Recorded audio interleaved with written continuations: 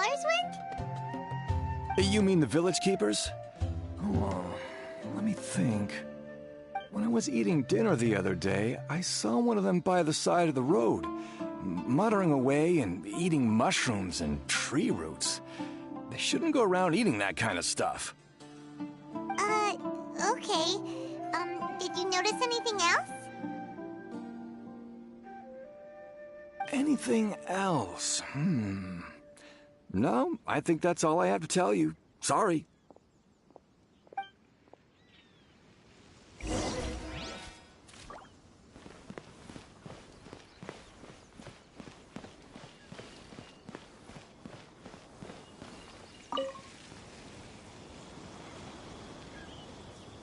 The scholars that have gone missing. Have you seen them? Those eyes. Those fierce eyes. You look like a real fighter. Don't change the subject. Right. You were asking about the the mad scholars. I think it's been a few days since I last saw them. I usually go to bed pretty early, so I'm not too familiar with what goes on at night. But honestly, I feel quite sympathetic towards them. Even though they act a little strange, they've helped me in the past. If it weren't for them, my house would have collapsed long ago. Do you also think Grandpa and the others are good people? Grandpa? Oh, hello there. It's little Isak. You mean that nice man who looks like your grandpa's long-lost twin, right? He was actually the one who protected my house. I saw it with my own eyes. He happened to be staying near my house that day and was doing something with his hands on the ground. It still feels pretty surreal now that I think back on it. Did someone teach them how to do that? Well, whatever the case, I'll always be thankful to him and whoever taught him to look out for others. I'm pretty sure that if I ever went mad, I wouldn't be able to do anything like that. Gotcha. Thank you.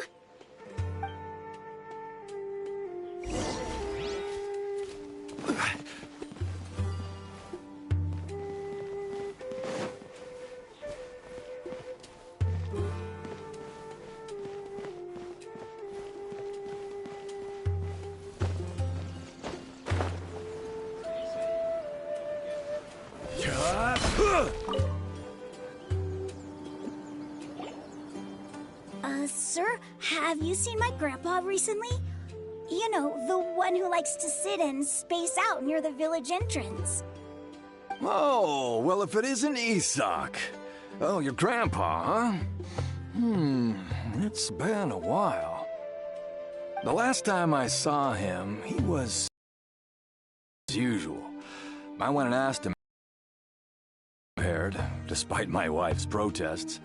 Like many people, she's really quite and speaking of my wife, she's still always complaining about how I don't make enough mora. That might explain why she's always mad at me. Oh, thank you. Thank you for taking care of him. It was nothing. You're looking for him, right? Did he go for a walk and get lost? Yeah. That's no good. Well, once you found him, come by my place again and I'll cook a little something for the both of you. I've known you since you were very young, so as far as I'm concerned, you're family. Please feel free to come by anytime. Wow, what a nice guy! Okay, thank you, sir. Huh? Don't say anything for now. Isak, stay here. Let's head over there. Stay quiet as you move.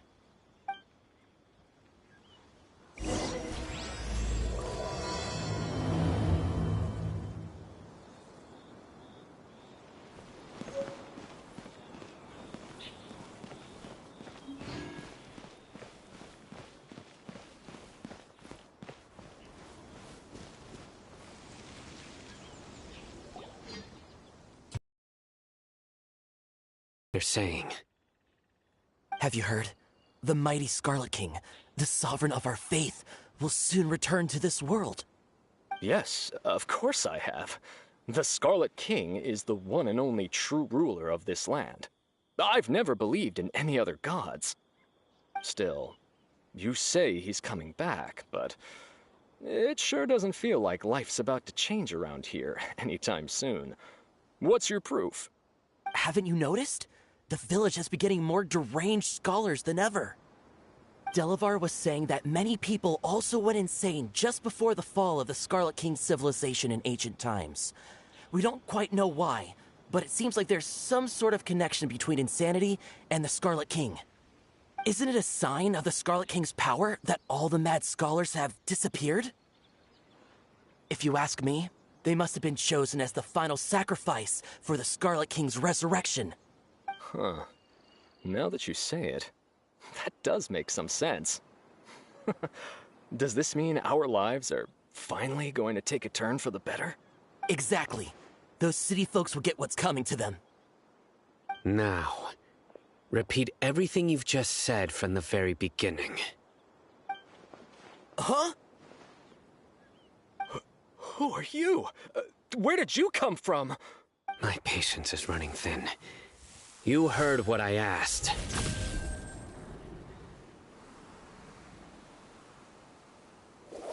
Yeah, bro, this guy's something else. Just look at his eyes. One wrong move, and he's gonna flay us alive. Let's not get on his bad side, okay? I am no match for this guy. Oh, okay, good sir. What is it you would like to know? Tell me about the Scarlet King's resurrection. Well, I only know a few things from hearsay. I went for a drink the other day and heard others talking about a rumor that the madmen will disappear, and that the Scarlet King will return to this land. I'm not making this up, I swear!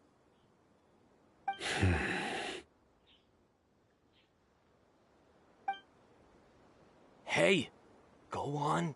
Keep talking. It's true. It's all true, sir. We desert folk have had more than enough of those people at the academia. They keep sending us all their mad scholars and won't let us have a good life.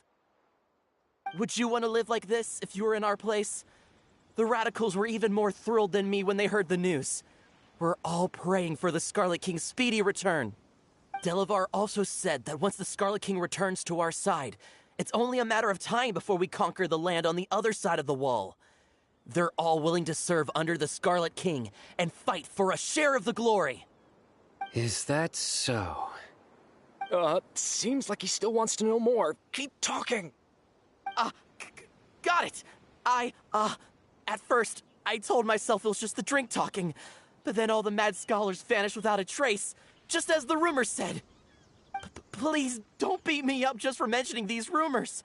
If I'm guilty, then everyone else around here is also guilty. I'm just saying what the others said. The people here really like the Scarlet King, but dislike the Dendro Archon. Where is this radical person you talked about? I haven't run into him over the past few days, so he probably hasn't been around the village. What about you, man? Have you seen him at all? No, not at all. We wouldn't dare lie to you. He's really not here right now. Sounds like you're not too close with the radicals. No, of course not. All we know are their names. I have many ways to stop you from talking. And many others to stop you from sending warning messages. So you'd best just stay home and hope I don't hear of you trying to contact anybody. Don't do anything until I've gotten to the bottom of this.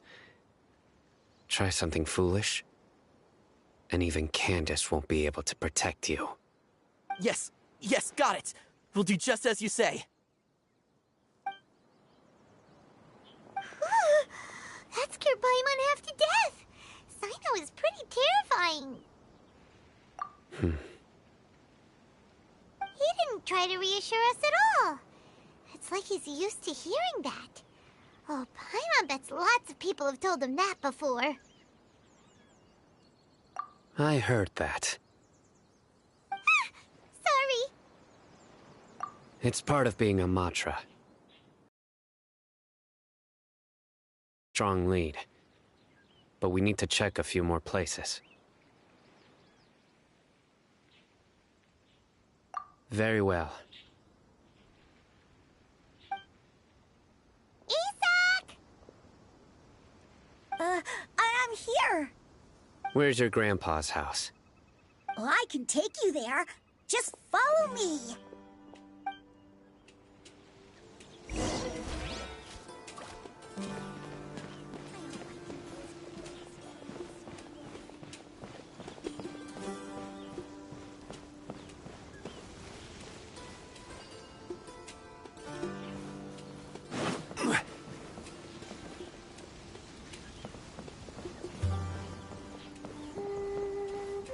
Grandpa, he likes to be alone.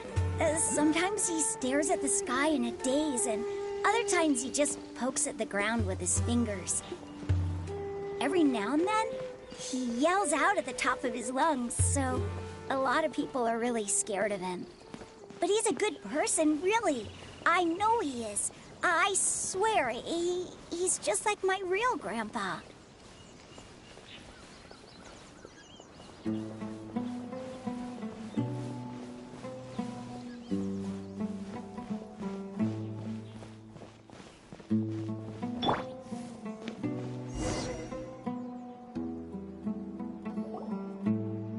This is where Grandpa usually stays. There sure isn't much here.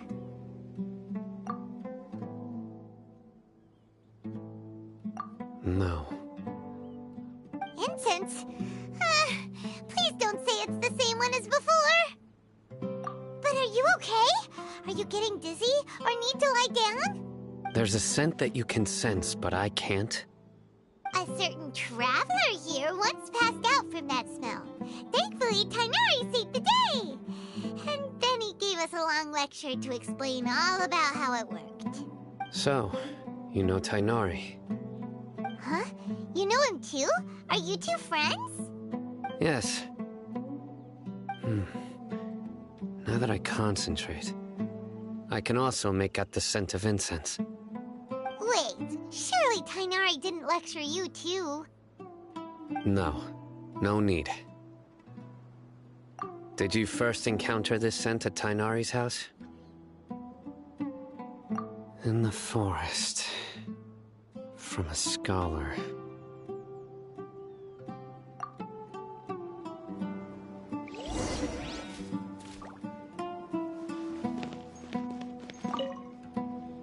Oh, where did Grandpa go?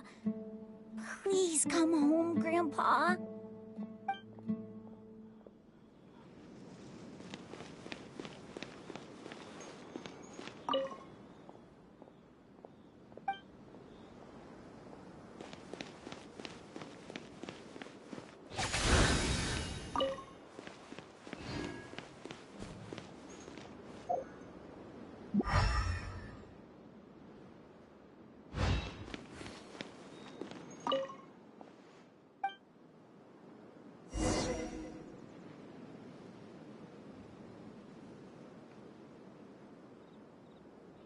What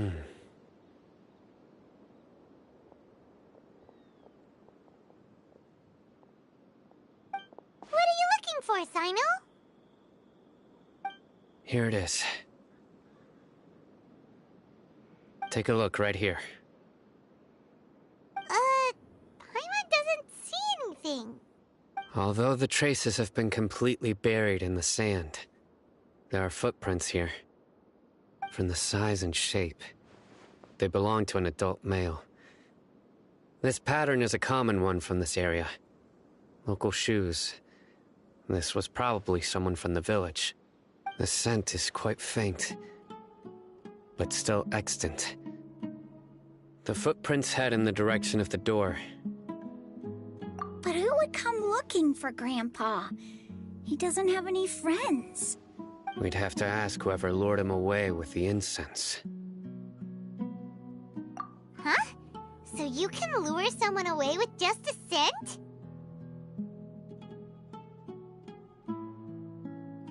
Hey! What's wrong with liking good food? Everyone's got something they love in life. Exactly. Most scholars are fond of incense, since the smell supposedly helps them clear their minds and discover new knowledge. Even deep within the clutches of madness, they still yearn for their knowledge-seeking days, and will follow the scent whenever it presents itself. No, Grandpa. So, someone's taking advantage of their weakness? Huh. Still, why would anyone want to abduct all the scholars? Are the rumors really true? Could the disappearance of all the mad scholars have something to do with the radicals? It's highly likely.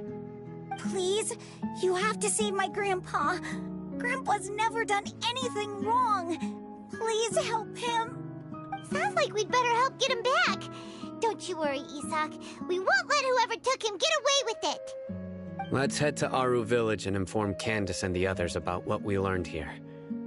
After that, we'll set off to find the scholars.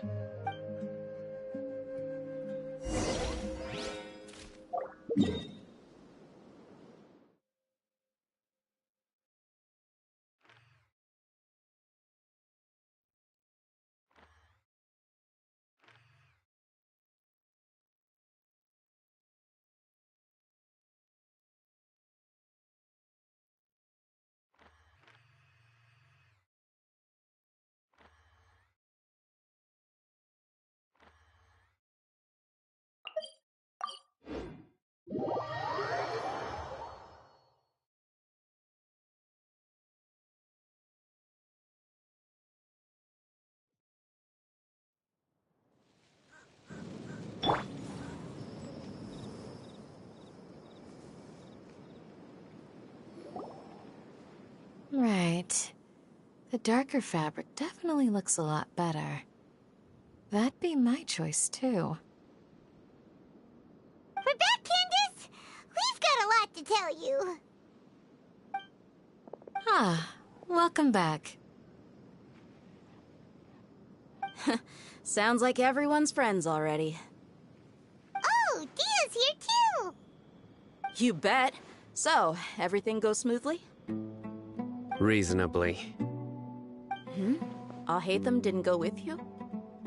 We haven't seen him at all. Huh.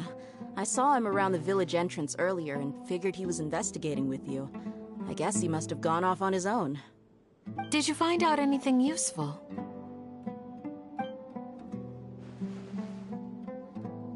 I see.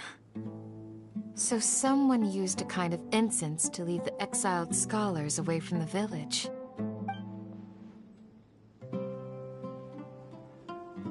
The resurrection of the Scarlet King? First I've heard of it. Far as I know, the kind of incense you just mentioned is only popular beyond the wall. Scholars are fond of it, but as you can see, there aren't many scholars still studying around these parts. No seller would be able to make a profit here. Not to mention, making incense is a labor-intensive process. You won't see anybody in the desert with the patience to make or sell something that requires that kind of effort. It seems someone from beyond the wall must have been supporting this. Makes sense. So what should we do then? Do we go back to the academia and search for leads there? If it was any other day, that would be your next logical step. But today, you've got me on your team, so you get an extra tip. Didn't you say that the villager got his news from the tavern? Well, I also like to drink at the tavern, so I know a thing or two about these radicals he mentioned. If Paimon remembers correctly, the leader of the radicals is some guy called Delavar. Ah, yeah. Delavar, the scar-riddled bandit, Engur, the wide-eyed butcher, and Jabari, the duck-tailed bearded crook. The whole lot of them are known around these parts. These guys have one thing in common, and that's being broke. The rougher life gets, the more they want to believe in the Scarlet King. Way they see it, the Scarlet King's resurrection is their only chance at overthrowing the academia.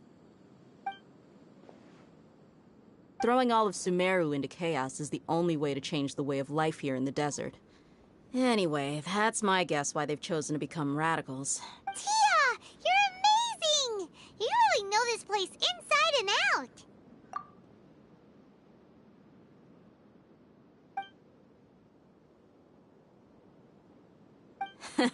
No merc can afford to slack off on gathering intelligence. Every mora I've spent in the tavern has been a valuable investment. Let's head out. Now hold on, you're staying right here, Sino. Why? Aru Village is not a big place. Outsiders stand out here like a sore thumb. I'd bet word about you has already gotten out. The desert is unforgiving, so the way of life here is also a lot tougher than on the outside of the wall. You survive on making connections out here. Compared to you, mercs like me are just third-rate amateurs. I've got no actual fighting skills to speak of. But that also makes it a whole lot easier for me to gain the locals' trust. I need to go around and ask some questions, but it'll be difficult if you're with me. Fine. Good. Then we've got a plan. The Traveler and Paimon will go to Caravan Rebat with me, and we'll try our best to figure out where the Mad Scholars have been taken. Sino, you'll have to stay in the village and continue investigating on your own. All right, sounds like a plan.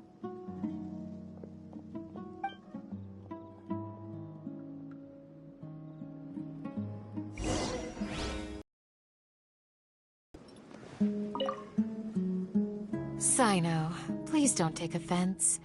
I'm sure Dia just wants to help everyone solve their problem as quickly as possible. That's why she can be so straightforward at times. I don't mind. Ah, I see.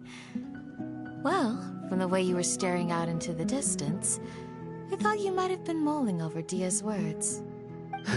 No, I'm used to being treated that way. It's natural to fear strength. I take no objection to it.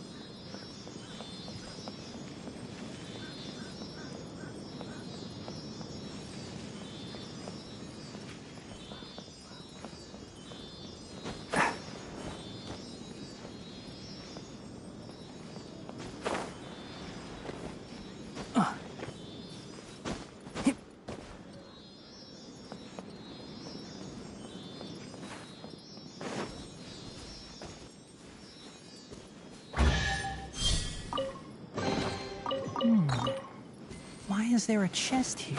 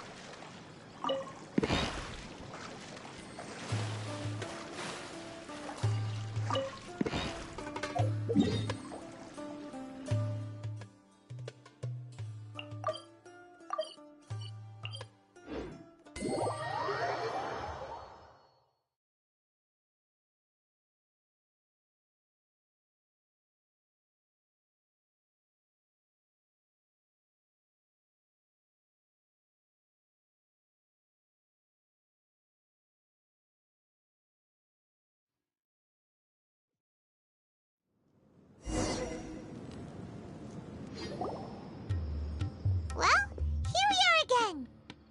Sounds like you're starting to get familiar with the area. Paimon's amazed every time we see the wall of Samiel. How can a wall this tall even exist? It's almost unreal.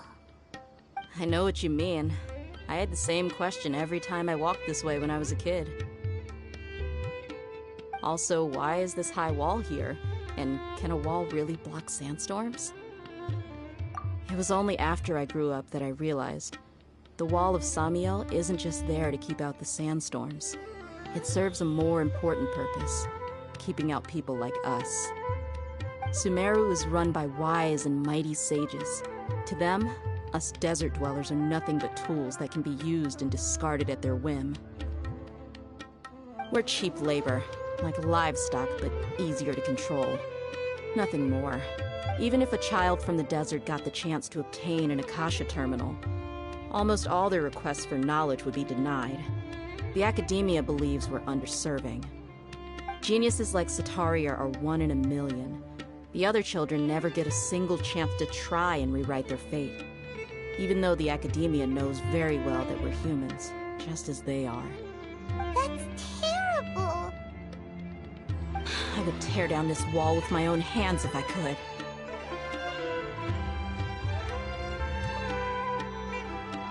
Hey, Dia. You're not thinking about doing anything scary, are you? No, not at all.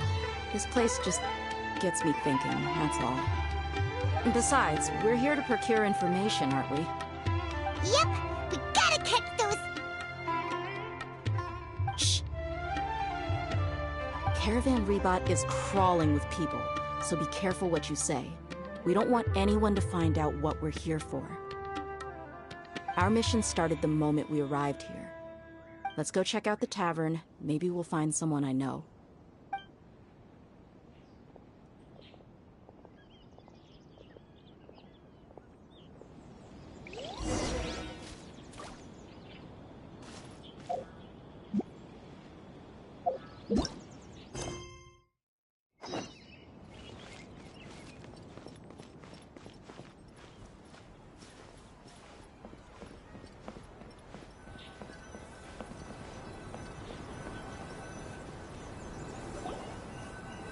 Just our luck. None of them are... You mean, you don't see anyone you know? Dia, is that you? What a coincidence. You here for a drink too? Zaki. Finally, a friendly face. Oh, and who do you have with you here? Guests from another land? Hello, hello. I'm Zaki. Dia's, how would you put it? Drinking buddy? We've had drinks together a few times. You could say we go back a ways. Anyway, as far as my friends here, they aren't too shabby, are they? You rarely see any Outlanders so friendly and respectful nowadays. Absolutely. Much better than those people on the other side of the wall. So, Dia, are you looking for someone? Yeah. Have you seen Enger, Delavar, or Jabari recently? Of course I have. Matter of fact, we were all here drinking together just a few days ago. I've got a spice trading deal from another nation. I thought maybe Delavar and his friends might be interested. Know where I could find him? Ah, how thoughtful of you. Then I assume you also know that Delavar's been having a hard time making ends meet these days, so you came here to help him out? Hey, keep it down. Let's just say I prefer to keep this deal a secret. Y'all at Caravan Rebot are like family. If there's more to be made, why not do it together? Besides, Delavar and his friends have muscle. They'd be a good fit for escorting the goods.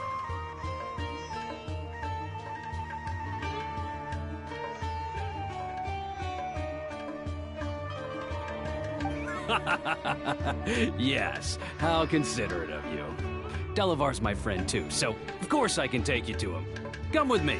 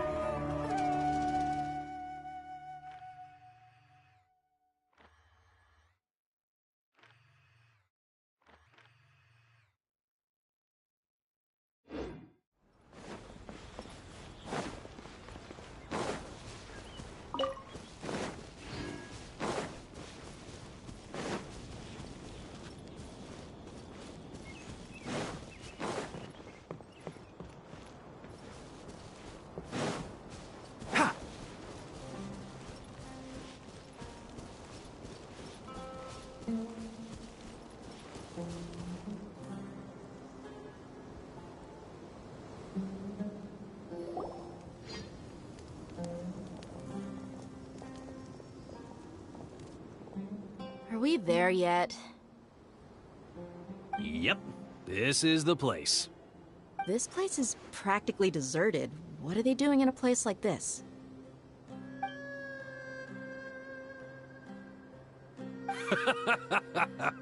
Why don't you take a guess? Go on, a wild stab in the dark. You're like lambs to the slaughter. Oh no! It's an ambush! What's this all about, Zaki? Come on, Dia. You really think we didn't hear about what you said back in Aru Village?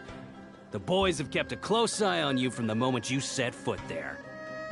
Not only do I know that you're looking for Delavar, I also know that you've teamed up with people from the Academia to look for the missing scholars.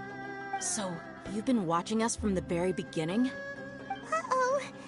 I knew leaving Sino behind was a mistake!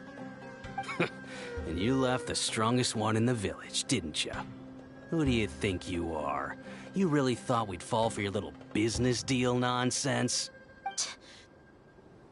So you and Delavar have been partners all along. Dia, I guess it's only natural for a traveling mercenary like you to be out of the loop. Those of us who hang around the tavern have stronger bonds than you think. But you got one thing right. We're all looking forward to an uprising in Sumeru. There's nothing more we'd like to see than the desert folk overthrowing the Academia. If that's the case, then I'm sure Delavar wouldn't miss a second of it. I'll be honest with you. If it weren't for what you said in the village, your little monologue about the Wall of Samiel would have convinced me that you're one of us. Delavar. And Enger, you're here too, huh? Long time no see, Miss Mercenary. You should have known the traitors are what us followers of the Scarlet King despise the most. Dia, I thought that you, a fellow desert dweller, would understand that the Scarlet King is greater than the Dendro Archon. Little did I know, you don't deserve to join us. Yeah, gee, what a missed opportunity. Adopting radical views and kidnapping innocent scholars, all because of some baseless rumors. Anything else I'm missing out on? See? There you have it. Mercenaries are just a bunch of faithless scum with only one thing on their minds. Mora. Pathetic. You're all like a pack of street rats. You're not wrong. Mercenaries are driven by Mora, and my faith lies with whoever's paying me. As long as there's a profit to be made, anyone can become my friend. Enough talking! Get him!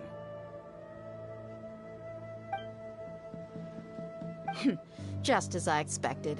Let's teach him a lesson, traveler.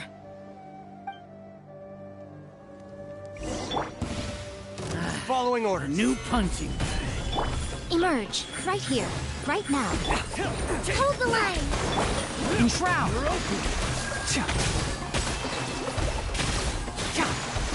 Let's nip that in the bud. Right here, right now.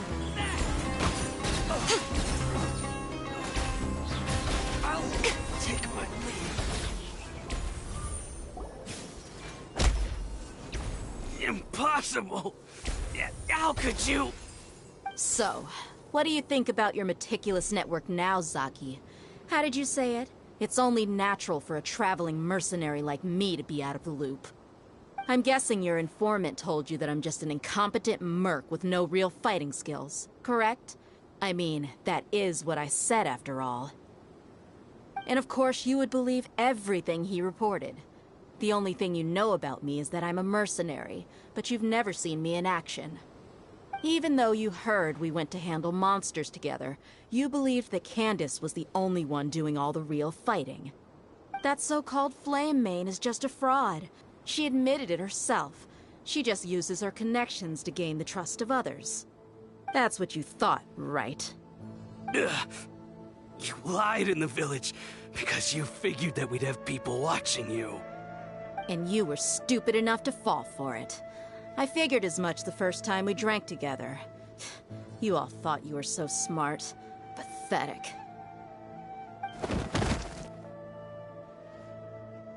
Okay, that should be all of them. Whoa! So you've been planning this since we were in Aru Village? No task can be done without preparation. I just happened to notice a couple suspicious-looking people while you were out investigating.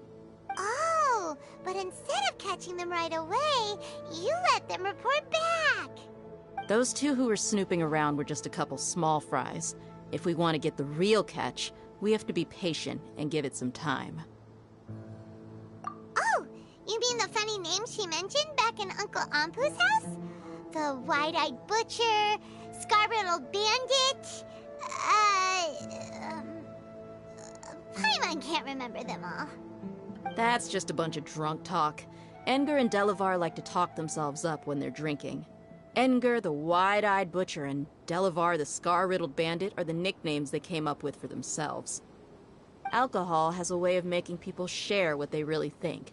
So Edgar and Delavar are always rambling in the tavern about how the Scarlet King is a superior deity. What about Zaki? He's just a numbskull who fell right into our trap. Zaki was probably the best hidden of them all. My initial plan was to find Delavar first, and then try to track him down. That's what you wanted to ask when we were at Uncle Anpu's house, right? Jabari is one of the villagers you talked to. You know, the one who wanted to treat Isak and his grandpa to some food. Wait, so he's a radical too? No, he isn't. I just needed to tack on a random villager name to make the eavesdropper think that I was making some wild guesses based on my impressions. Wow, what a genius idea! Well, that's an expert mercenary for ya. Ah, you're too kind. It was straight from the usual playbook, if I'm honest. So, that thing you were saying before, is it really true? About what? About how mercenaries only care about Mora, and that anyone's a friend as long as there's a profit. Does that bother you? What makes you so sure? Dia, do you dislike the Dendro Archon like the other desert folk? You two are pretty sharp. No, I don't have anything against the Dendro Archon.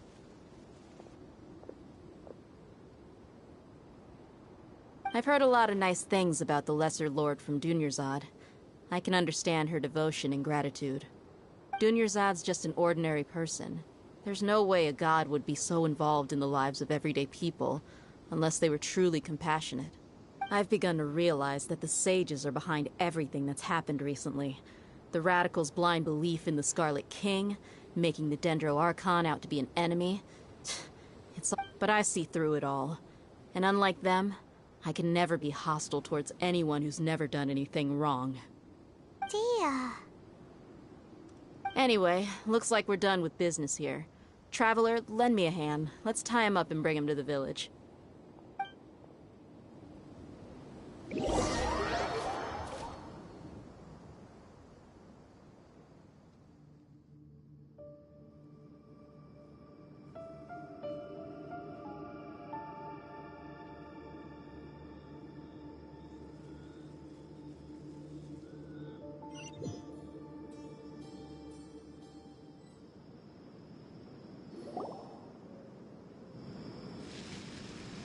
This should be all of them. I'll let you take it from here. All right. I'll be in touch. Until then, please stand by.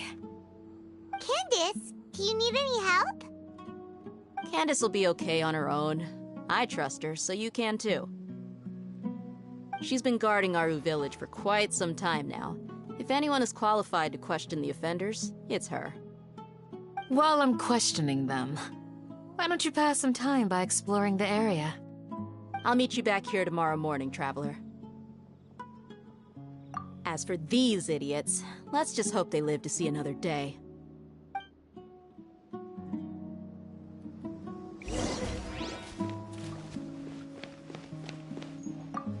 Candace is an expert at dealing with people like this.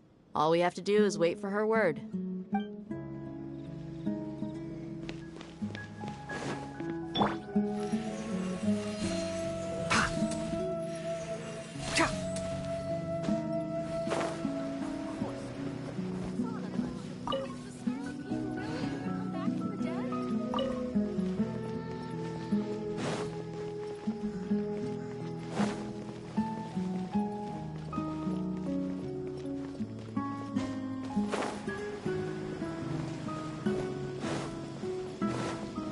Keep up.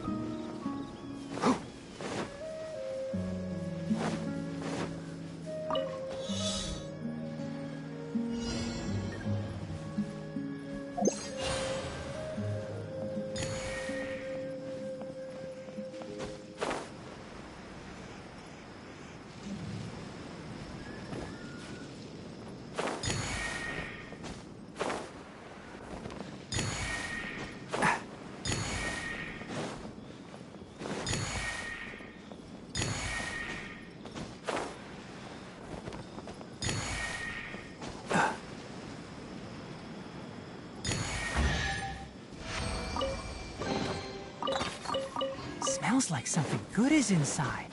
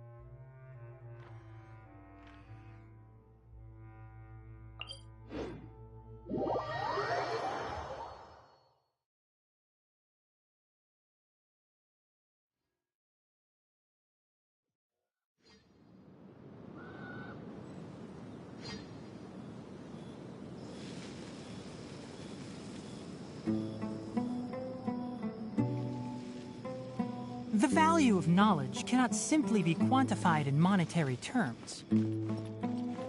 Ha!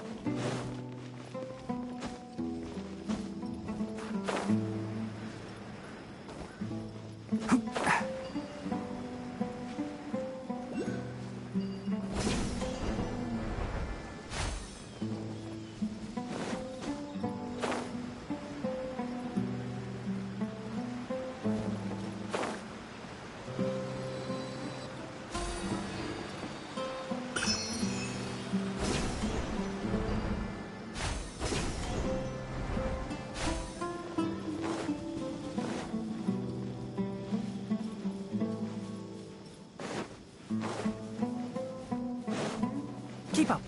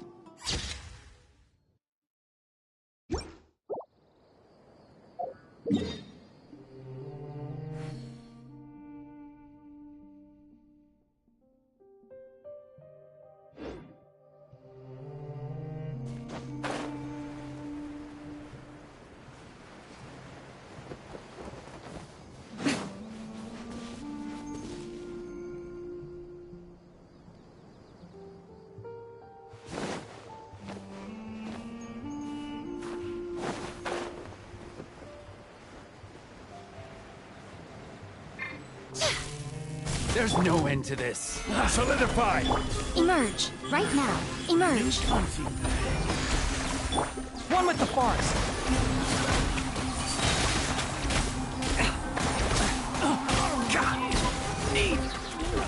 I hear everything.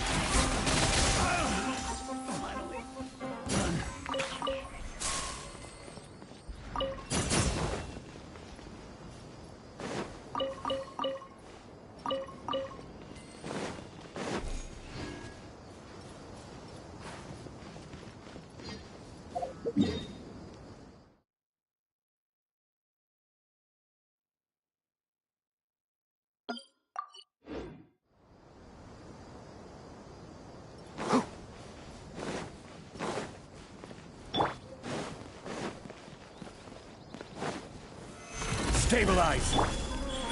Right here, right now.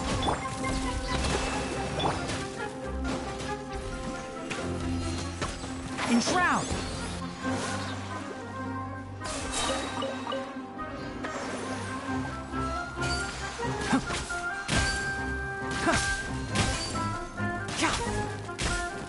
One with the forest.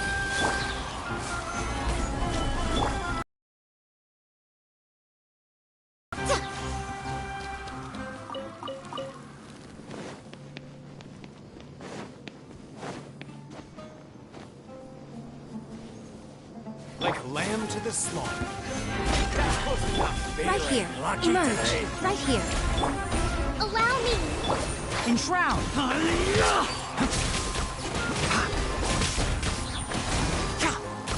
Where do you Let's nip that in the bud. Emerge. Right now. Emerge. Solidify!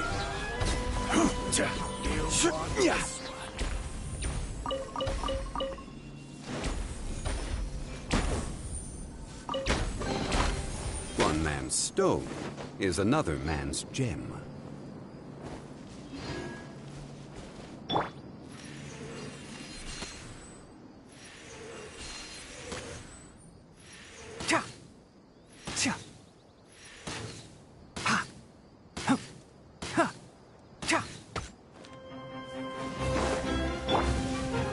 Stabilize!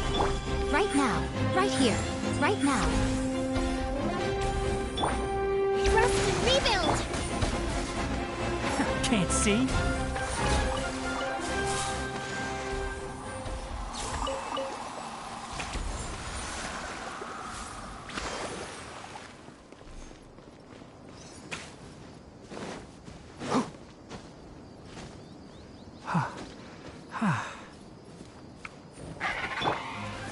Gather!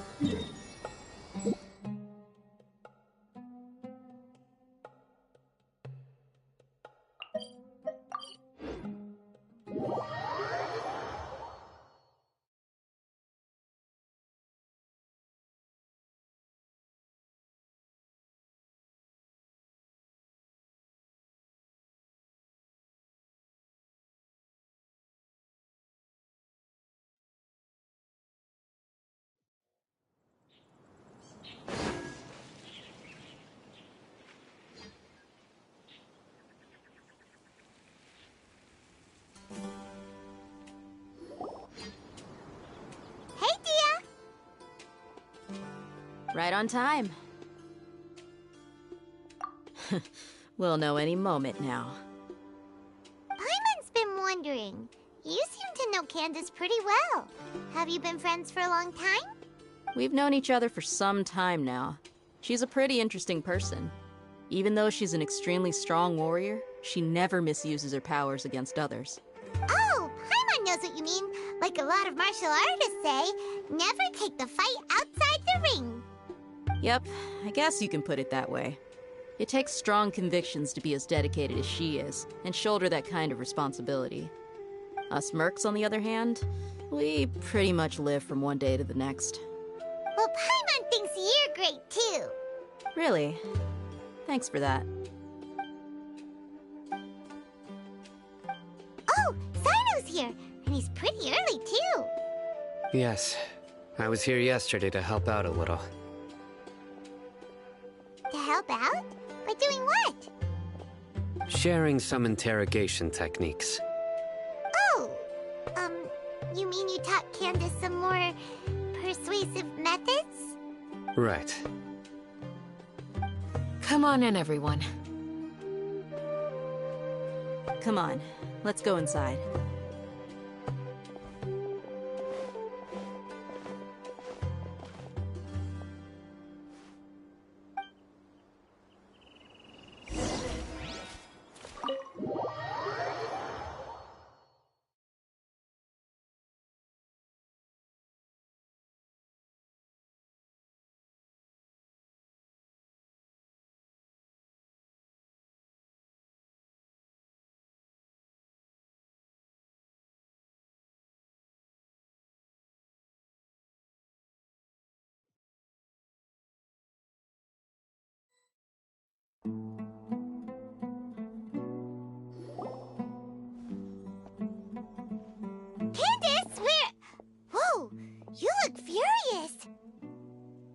Do I? Huh. What gave it away? Oh, there's no mask that can hide true bloodlust. Cover up your eyes, and it'll still show itself at the corners of your mouth. Perhaps I need to work on my composure. Still, it's perfectly understandable why I'm angry. I'm sure everyone present would agree. Yes, ma'am. Please, don't feed us anymore. We're gonna die. Well, looks like Sino taught her well. You fear death yourselves, yet you do not hesitate to place the lives of others at risk. The absurdity is mind-boggling. The ones you call mad scholars are known to us as the Village Keepers. They are vital members of our community, and some even count them as family.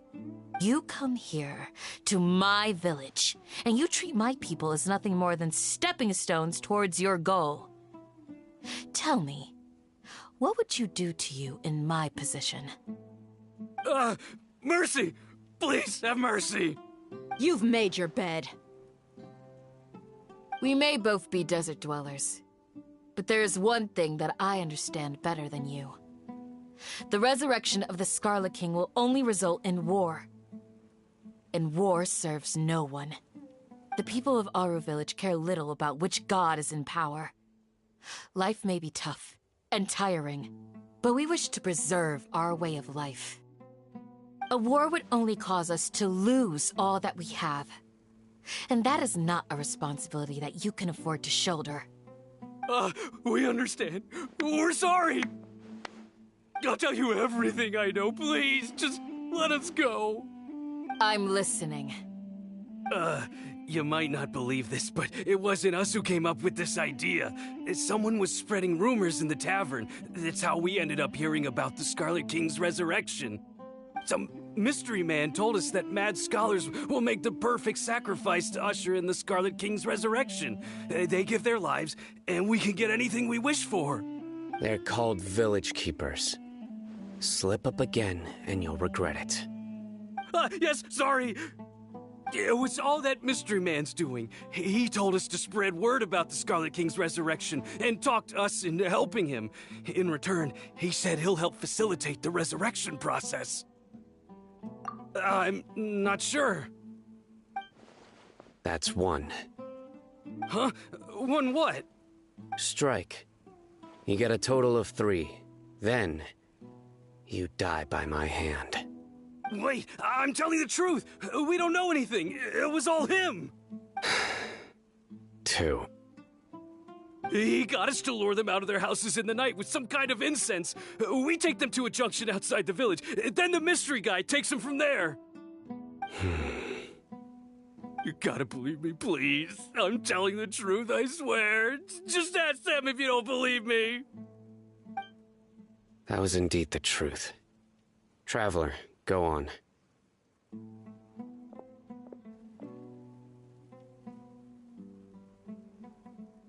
You have to believe me. If I knew that, I would have told you his name right away. I'm not risking another beating to keep his secrets. No way.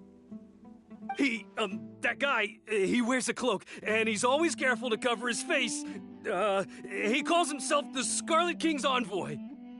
I believe I may know what's going on. Uncle Anpu? What do you mean?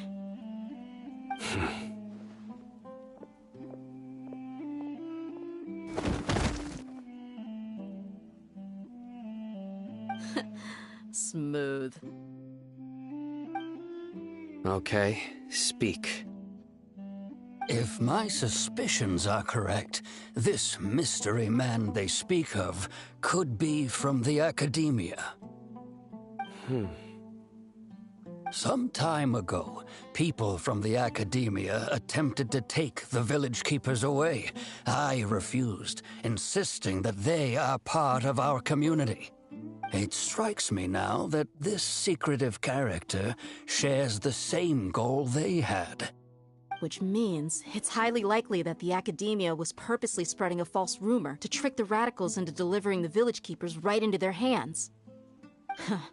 They were the ones who brought them here to begin with. Now they're trying to take them back? We aren't. Not the academia again.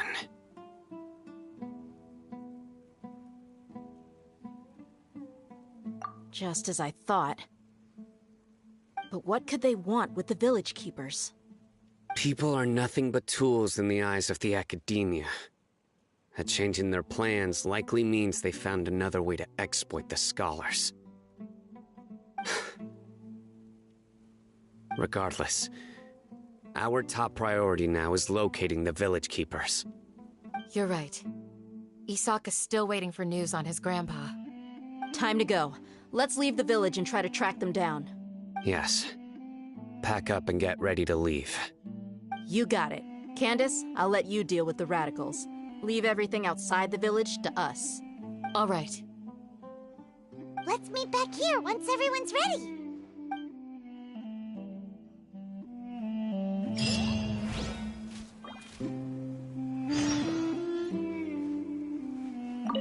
You look worried. Thinking about the village keepers? Yes. I'd look for them myself if I could. As members of our village, each one of them is very important to me. You have a strong sense of belonging here. I guess I'm the opposite. Mercs are stray dogs, wherever they go. Dia, don't say that. You can be a part of this community too. Thanks. I'll let you know when I feel like joining. I just hope everyone's all right.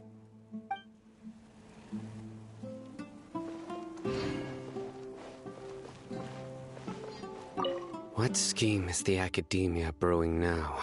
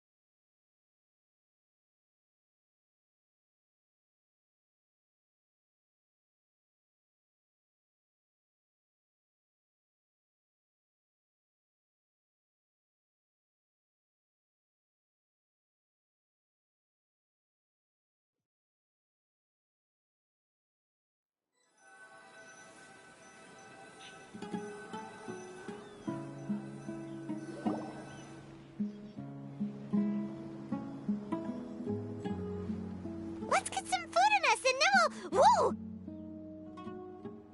Where did you come from? Well, as you can see, I am merely sitting here and reviewing what we have deduced thus far. You were gone for ages, and now you're suddenly sitting here musing to yourself? Where have you been anyway? Hey, what's with the silence? You never think things through before asking questions. I'm giving you some time to make up for that. Paimon's so mad! Paimon's gonna give you an ugly nickname! Never mind. Paimon's got nothing. There's just nothing super obvious to pick with this guy. It makes it so hard. Well, you've heard nothing to suggest I left this whole time. So clearly, I stayed in the village to investigate. Anyway, you plan to leave Aru village and keep searching for the truth of this matter, yes? Yep. We're not gonna find out anything more by staying here, so we thought that we might as well take the search elsewhere. Enough with the silent treatment! No. I'm just surprised that you decided to team up with him. All Hatham. You haven't helped us out at all ever since we arrived at Aru village. Bold of you to question our choices. Yeah, you're all talk. While you were investigating, I had my own work to do, which I've now finished. Really? Paimon doesn't believe you. To be honest, we aren't really a team, so I have no obligation to inform you of my whereabouts. Not to mention that going separate ways allowed me to find some important information that you all had missed. Huh? Right here in the village? Correct. What did you learn? I'm going to take you to someone. But, before that, you need to understand where she's coming from. What does that mean? How do you think the residents of Aru Village feel about what we're doing? In other words, do you truly believe every single word the villagers tell us? You mean, some of them lied to us? Hiding the truth does not necessarily equate to lying. Again, these people have their reasons. Remember what Gandis said? Most people in Aru Village don't necessarily care which deity is in charge of Sumeru. That's because whether the Scarlet King or the Dendro Archon has power is of little significance to them. By contrast, the perils of their daily lives are ever-present concerns. They won't simply share everything they know with you without good reason. That's why you believed there was no further information to be found in this village. Glad you're following along. Among those you have talked to, there's someone who was consciously keeping you out of the loop. In fact, she's been observing your every move since you arrived. The reason being, to someone who only wants to live their life in peace, any external factors introduce unpredictability into the equation. Those eyes. Those fierce eyes. You look like a real fighter. Don't change the subject. It's quite obvious that she's intimidated by Sino's authority and strength. Right. You were asking about the the Mad Scholars. She corrected herself mid-sentence because she's aware that there are Scarlet King fanatics in the village. If she sounds too friendly towards the village keepers, she could easily make herself the Radicals' next target. I think it's been a few days since I last saw them. I usually go to bed pretty early, so I'm not too familiar with what goes on at night. Remember?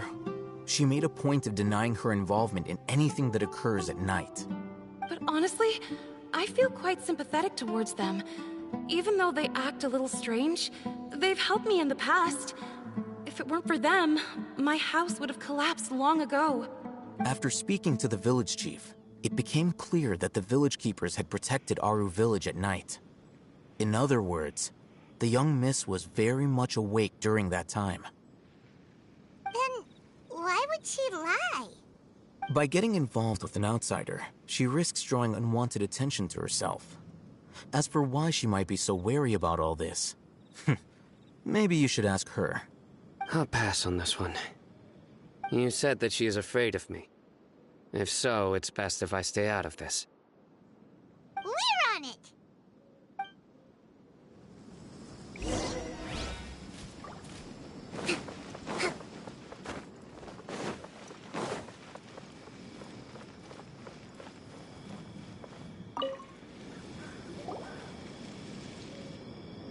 Miss Shawnee, as we discussed earlier, I've brought someone with me. Mr. Alhaitham, I'm aware of where you stand, but how can I make sure that your friends think the same as you? Huh? What do you mean? We need to clarify our stance or something? Go ahead and talk to her. You'll get the answers you want. Go on. Earn her trust. Is it really that simple? May I call you Traveler? Hi, Traveler. I want to ask you something. Do you think the resurrection of the Scarlet King can truly change Sumeru for the better? Why's that? That's very similar to what Miss Candace says. I know you two are friends. That's why I'm willing to talk to you, even though I do have some reservations. Before, I wouldn't even have the courage to ask something like this. Traveler, do you believe our lives will get better?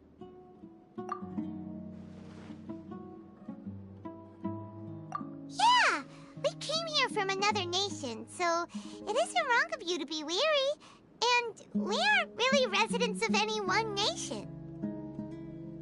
But even so, we've met lots of people from different places, and we've always fought for what we believed in. We have friends in Sumeru, and we want to help them. That's why we decided to stay here for a while. I want to trust you. My apologies for posing my questions like that. To be honest, I didn't expect you to come back for more information. Alhaitham told us you have your reasons. It's okay. We understand. The fact is that only one side of my family is desert folk. I don't really fit in anywhere in Sumeru. Some believe in the Dendro Archon, while others believe in the Scarlet King. I don't belong to either side, and neither side would want me. Speaking of which, the Radicals mentioned that they despise traitors. Do they just think that anyone who's different from them is a traitor? Yeah. Some people can be so narrow-minded when it comes to bloodline and beliefs. It makes no difference what I say or how I behave.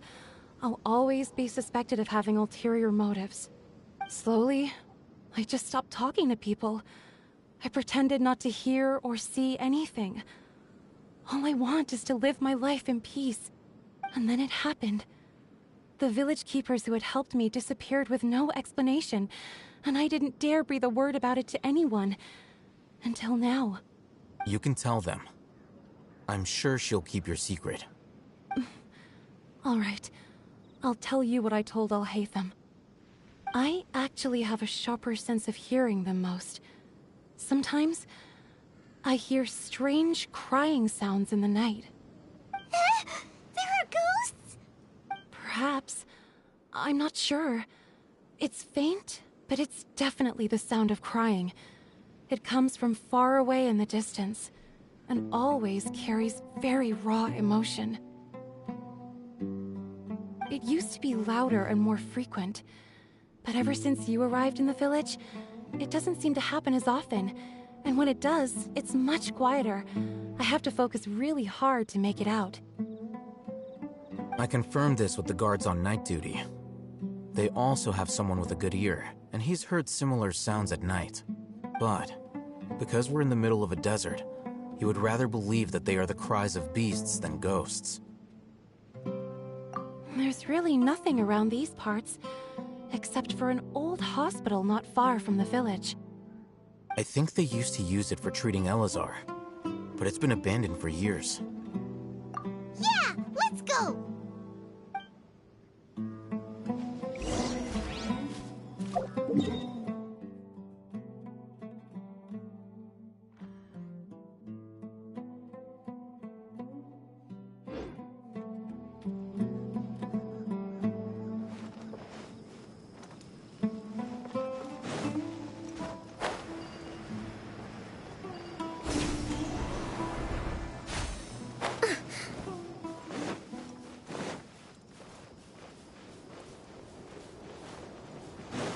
Let's move out.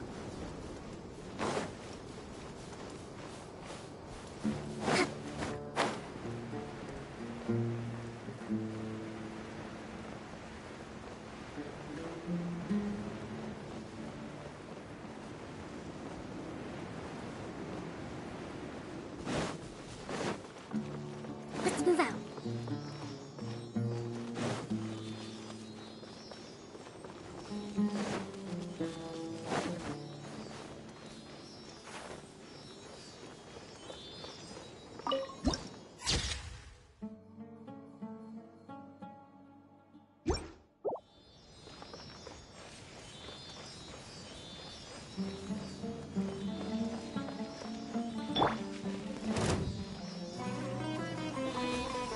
Sounds good to me. Stabilize! Emerge. Take that! Enshroud!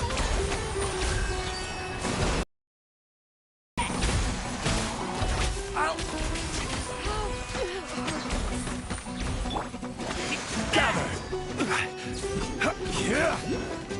Oh, is this the place?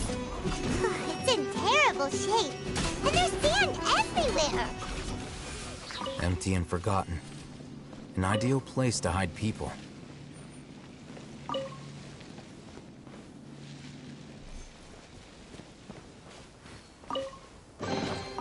certainly worth the extra mile.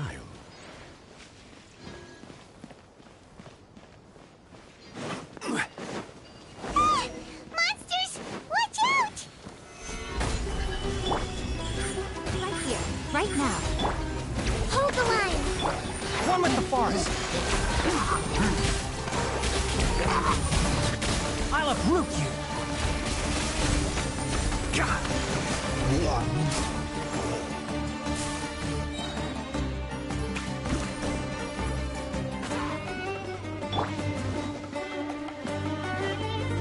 Gather!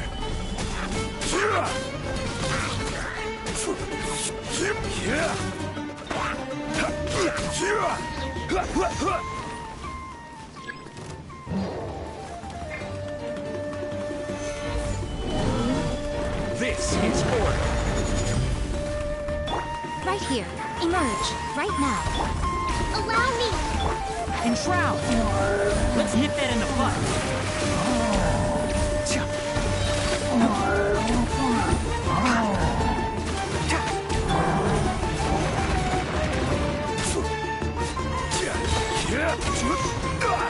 I will have order. Emerge. Right here. Can't see.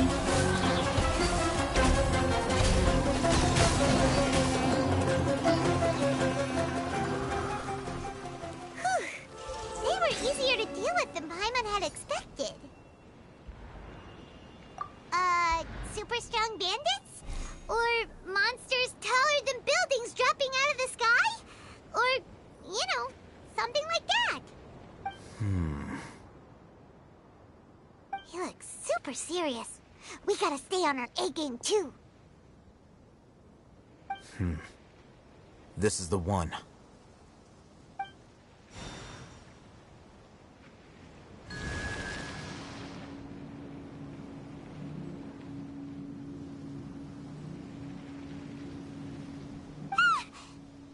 Let's go in and take a look.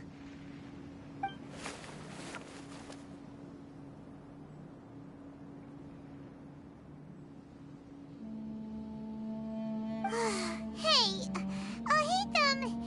we haven't found Squad. Are you sure we aren't wasting our time here? Patience. Shawnee says she only hears the crying at night. We have time to burn. Until then...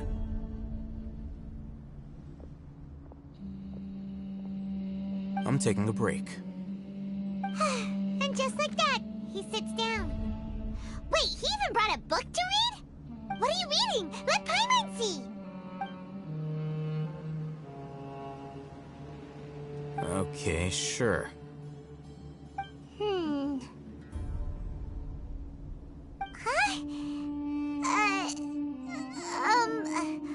The natural position, which is the positional propensity of an entity in natural motion in contrast with an object in forced motion? Huh? When free from external influences, every entity displays the tendency to follow its natural trajectory? So, you got that? Oh, Paimon gives up. You keep reading your book. See ya!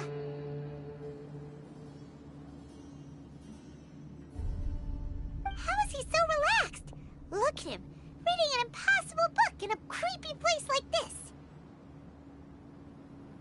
Hey, what good is that gonna do for you? You're acting like one of those annoying grown-ups who go around nagging people to focus on their studies. Hey, what gives? Shouldn't you be the one providing for Paimon? Oh, right. Okay then. Thank you for working so hard and earning so much more. If it weren't for you, Paimon would probably still be floating around in the ocean somewhere. Thank you.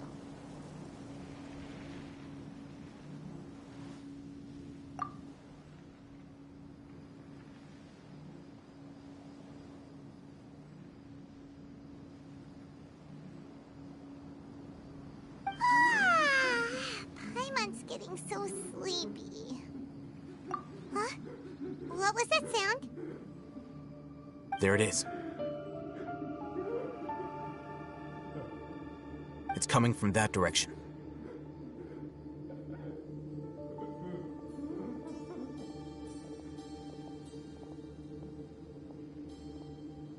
Is the sound coming from here? Huh. Paimon's not seeing anything.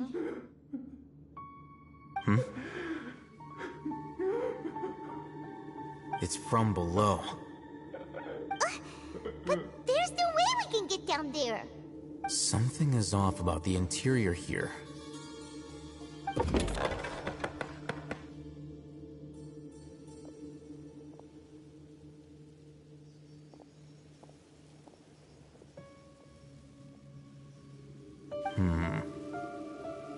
As I thought, there's a hidden structure.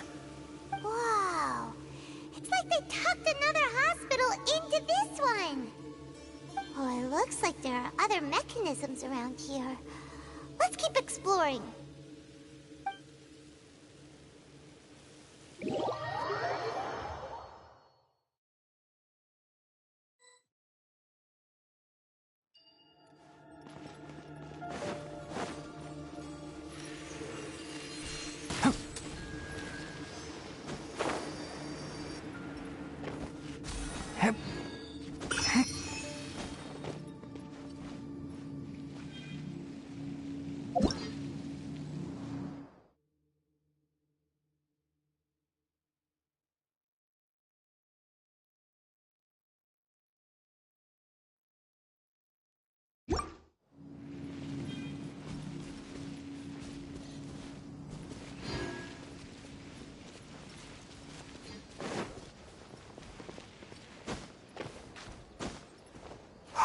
Yeah.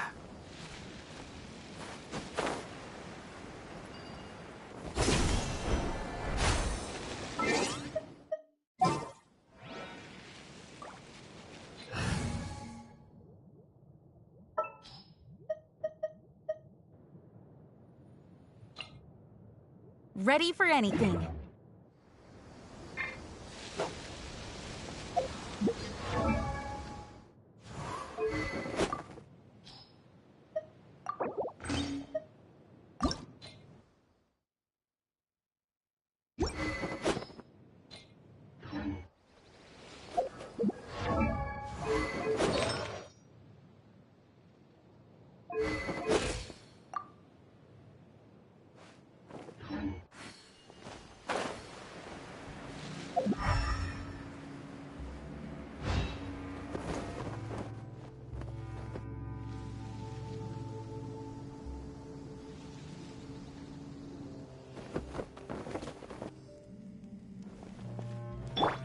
Rest and rebuild!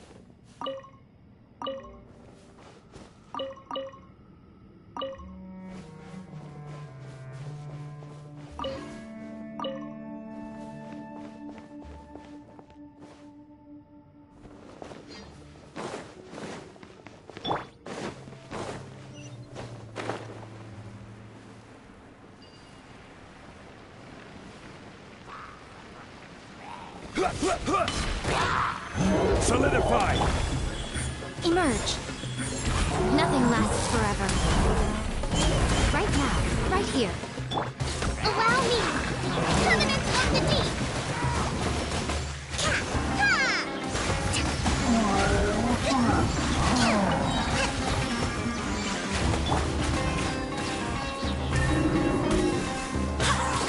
Kratos, guide us. This is order. Emerge, right now.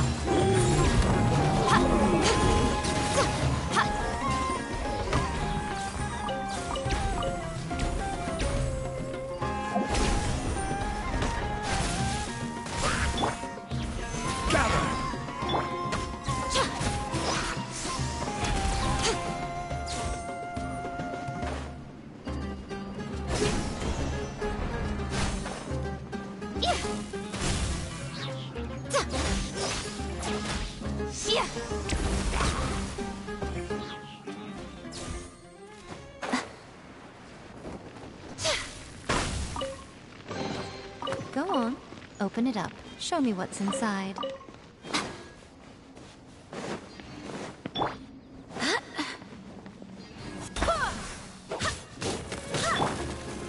Solidify! Come on out. Rest and rebuild!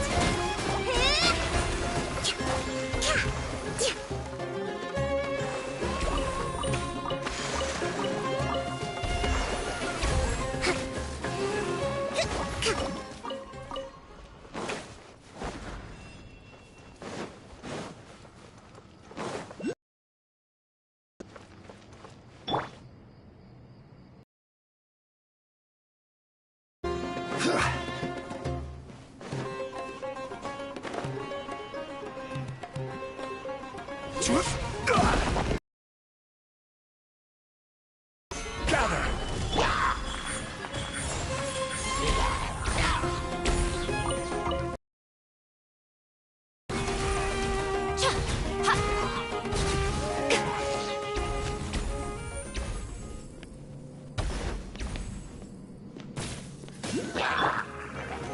Solidify! Emerge, right here. Emerge. Hold the line!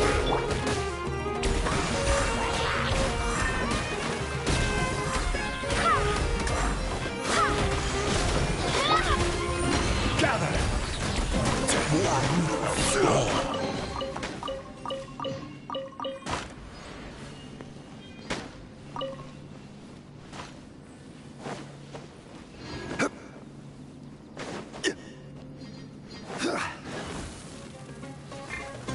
Stabilize! Right now. Emerge. A sight to behold. Right here. Emerge.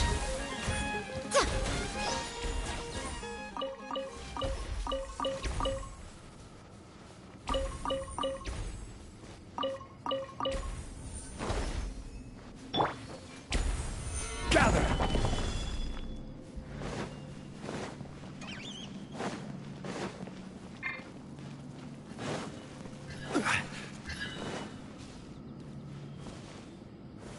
Stabilize!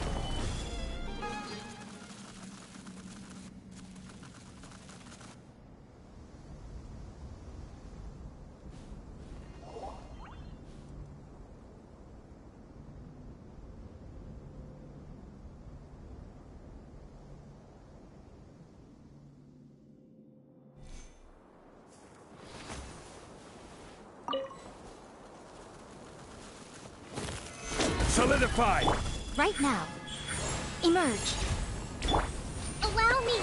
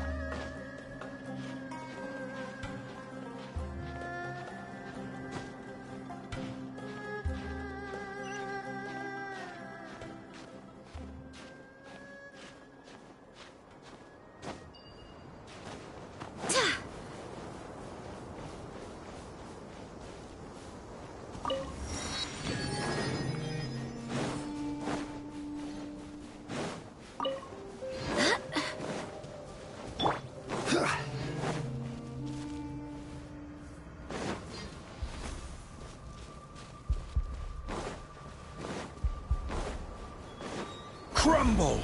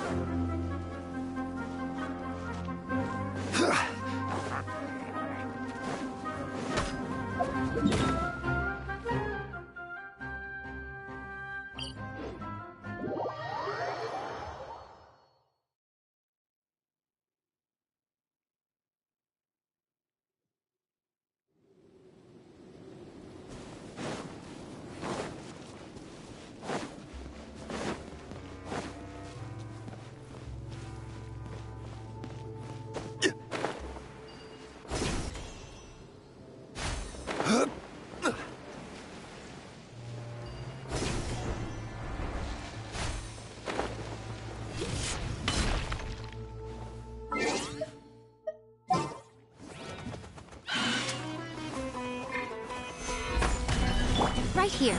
Emerge. Right now. Rest and rebuild!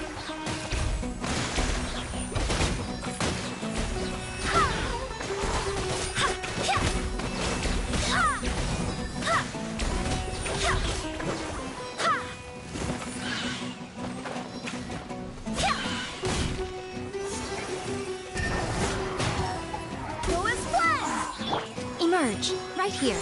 Emerge. Stabilize! I will have order! Hold the line!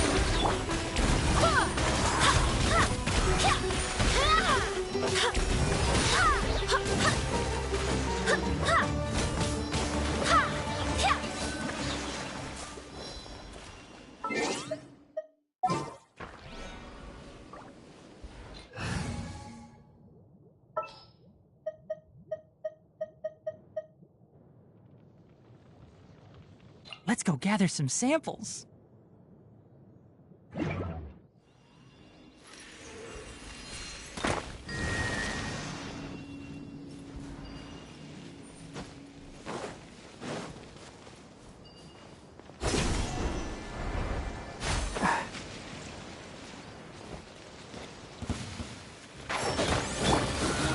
Solidify! Right here. Allow me! I hear everything!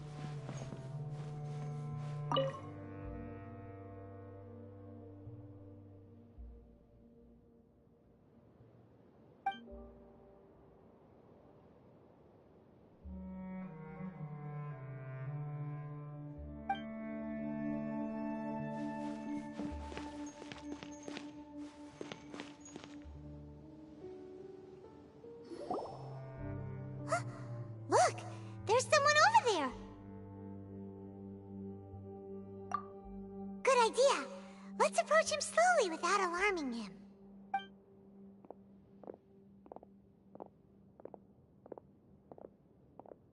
Wait.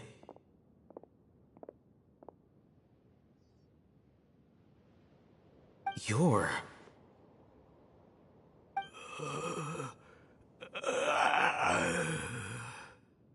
He can't speak, and his eyes are unfocused. But he looks too young to be anyone's grandfather. Also, why is he the only one here? Didn't expect to see him here. You know him? He's Razak, a senior of mine at the Academia. He's a scholar too? Is he the kind that holes up in a forest and mumbles stuff about training? No. And that's the problem.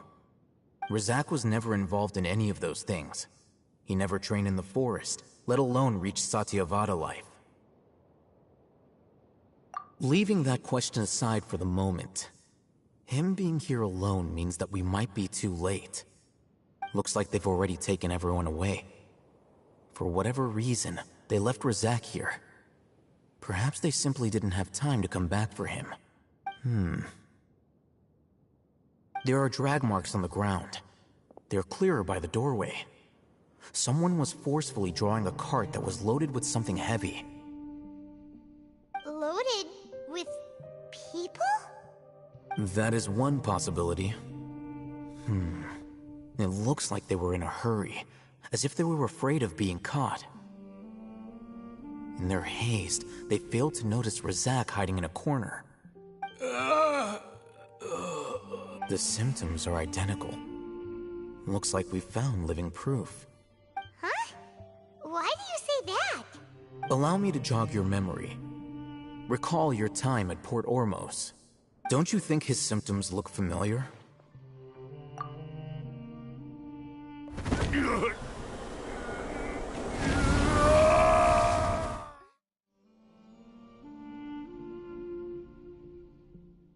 Oh, now that you mention it, they're acting the same way. Correct. The Academia is behind all of this. It isn't difficult to deduce their rationale. First, the Academia spread a false rumor of the Scarlet King's resurrection, emphasizing the role of the village keepers, the mad scholars who were exiled to Aru village. These rumors were all the persuasion that the radicals needed, and those based in Aru village leapt into action. Unbeknownst to them, of course, through rounding up the scholars, they were actually helping the Academia. As well as being able to exploit the radicals for their own ends, this scheme has one further advantage to the Academia. All the risks and responsibilities are offloaded onto the Scarlet King's followers. Life for the desert dwellers has been brutal ever since the Scarlet King's death all those years ago. Beneath the surface, feelings of desperation are widespread. Many would give everything they have for the prospect of something better. Anyone looking to exploit that for their own ends simply needs to make a few empty promises. Even if complications arise, people will see that those involved are all followers of the Scarlet King and look for no further explanation than differences of belief. A deep-seated mistrust of the desert and everyone in it by the rest of Sumeru will make sure of that. The notion of an Academia plot wouldn't even cross their minds. It may seem like a simple strategy, but it is able to work wonders under Sumeru's current circumstances. Oh, that makes a lot of sense. It's in line with the village chief's theory, too. But there's still one very important question. Wasn't it the Academia that brought the scholars to Aru village in the first place? Why does it want them back now? Throughout this process, one thing has changed. The scholars' identity. First, they were scholars. Then, they became lunatics. After that, they were exiles. And finally, they become missing persons. An exile is still patently a living, breathing human being. But when someone becomes a missing person, that is brought into question. If you can't find someone, you have no way of knowing what exactly happened to them. That makes missing people an ideal resource. Resource? For what exactly? One possibility is that the information in their brains could be extracted into knowledge capsules. extracted? You mean canned knowledge comes from people's brains? With the technology of the Sumeru Academia, it's entirely possible. Perhaps the process caused them great suffering, which is why they cry out in the dead of night, when no one is watching them. So, the human brain... Nope, nah, Paimon doesn't want to think about this. I'm the Academia scribe, after all. I'm familiar with their projects. Anyway, judging by Razak's state, the contents of a divine knowledge capsule were extracted from his mind. But something went wrong in the process. Or perhaps his curiosity got the better of him, and he used such a capsule for himself. But Paimon's a little confused. Can they just use anyone's brain?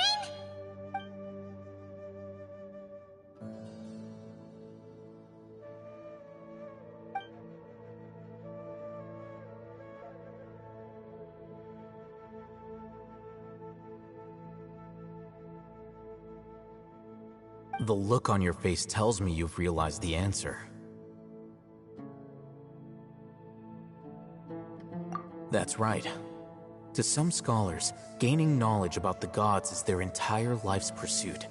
Extracting canned knowledge is just one of the extreme measures they turn to. However, I can't help but wonder, what do they seek to gain from divine knowledge? The Academia is going out of their way to look for forbidden knowledge, but what is their ultimate goal? I've spent quite some time trying to analyze the contents of the divine knowledge capsule, but to no avail. It seems like my way of thinking is too different from theirs. You mean you're not even slightly interested in getting your hands on this forbidden stuff? All scholars seek to expand the horizons of knowledge, but I'm not particularly interested in gods, so I don't share their degree of zealotry. Extracting information from people as if they were lifeless objects? If this is the direction of academic progress, then the Academia may as well shut its doors. Sounds like you're really against all this. Of course. The Academia's actions run contrary to their rules. Whether it be academics or knowledge, everything has its boundaries. If those lines are crossed, the rules and order that govern everything in the world will be destroyed. This matter needs to be corrected, just like fixing a typo in a book. Wait, didn't you step in to help because you felt sympathy for those poor people? Not to be callous, but no. My criteria are a little more restrictive than that.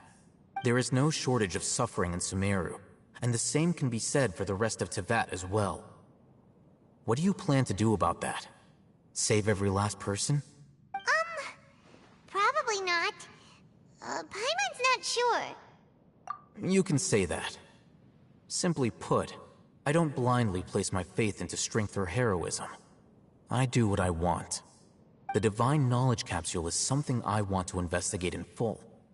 That doesn't mean I'm willing to take action for the sake of a few strangers.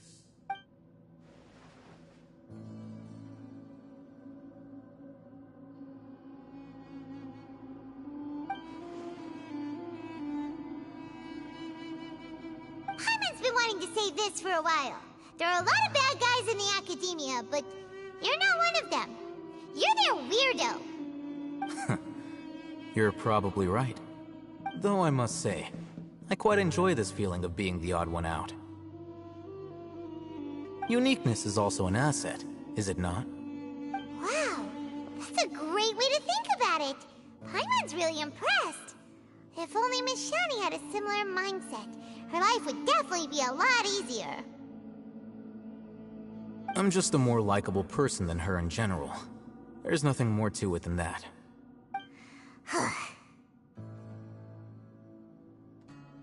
He won't last long if we leave him here. Let's take him with us. We'll work out our next step after we return to Aru Village.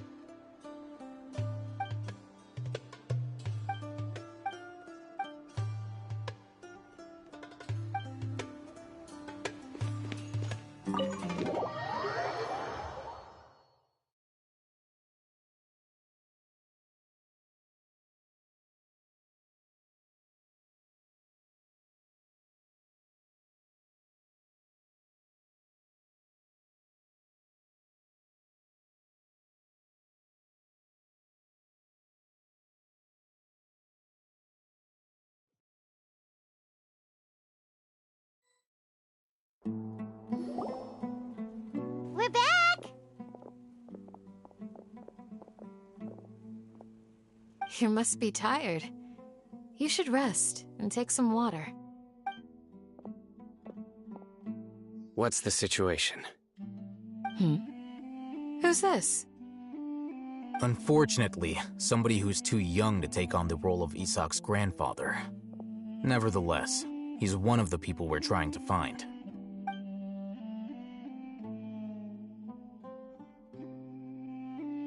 So, at one point in time, the abandoned Elazar Hospital served as the Academia's site for extracting divine cant knowledge.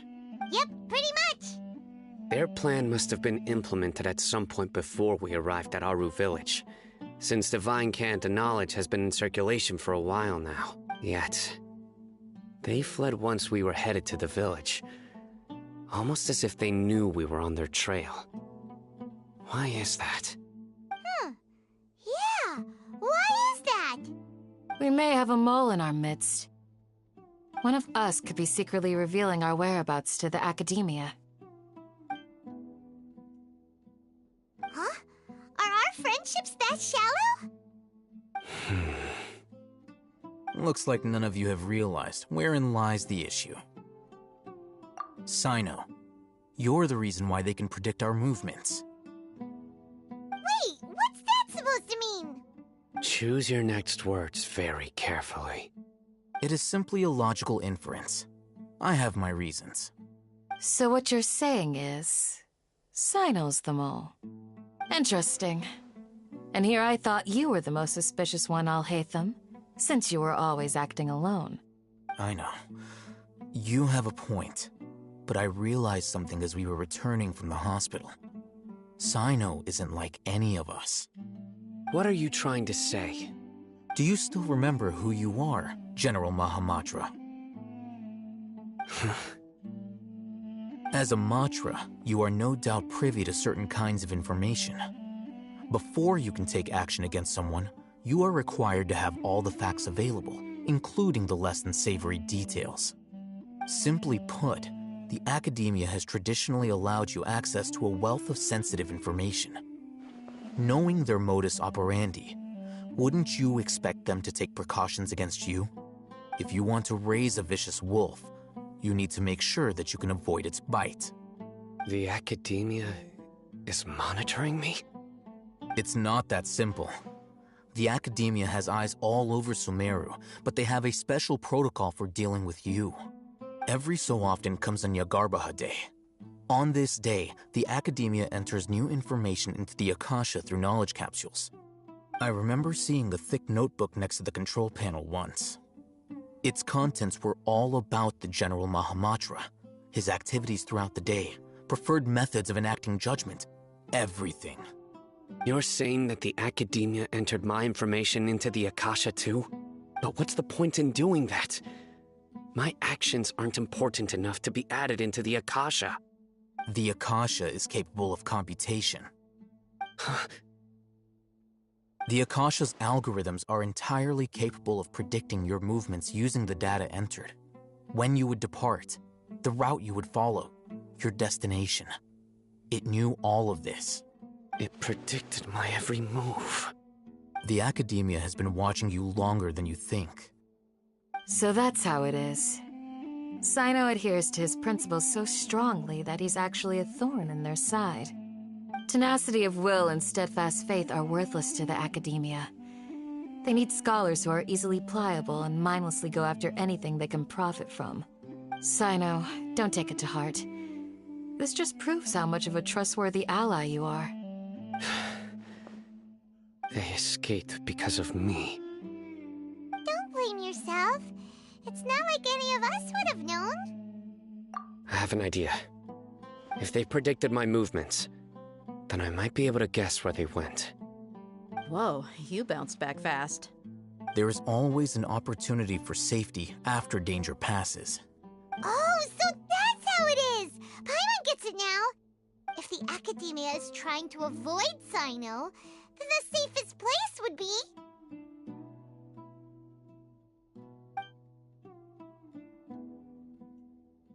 Yep, that's right! They'll want to proceed in the direction opposite of where I'm going.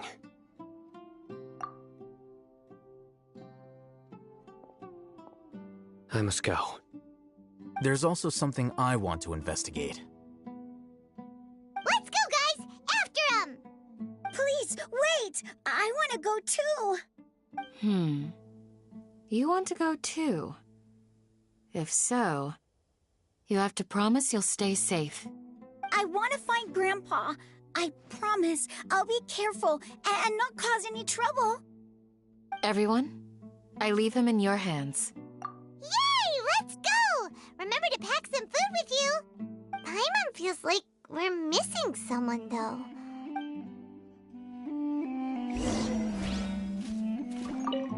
I'll be awaiting your good news.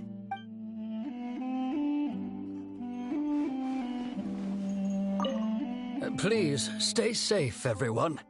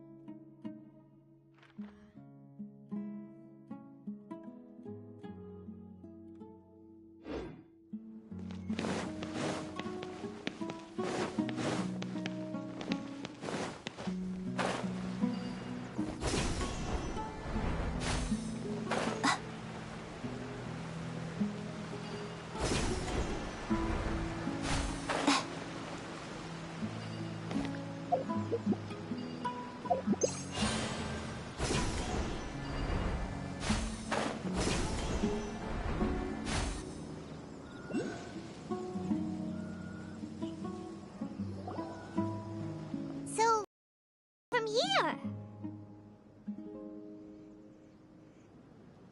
Yes. After leaving the village, we should head straight toward the desert.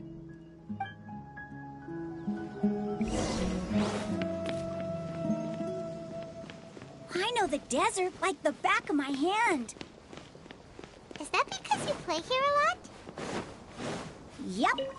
One time, Grandpa almost got lost in the desert, but I was the one who brought him back.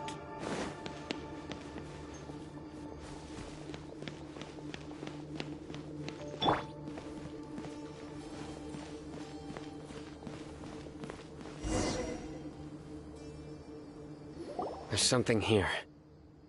What's this? It's buried in the sand. Looks like we'll need to roll up our sleeves and do some work. And Paimon's not running around everywhere was already enough work. Okay. So, we have to dig it out? Whatever's down there looks like it's buried really deep. These are likely fragments of an Academia-developed device, something akin to a headset. Looks like there were more than one village keeper.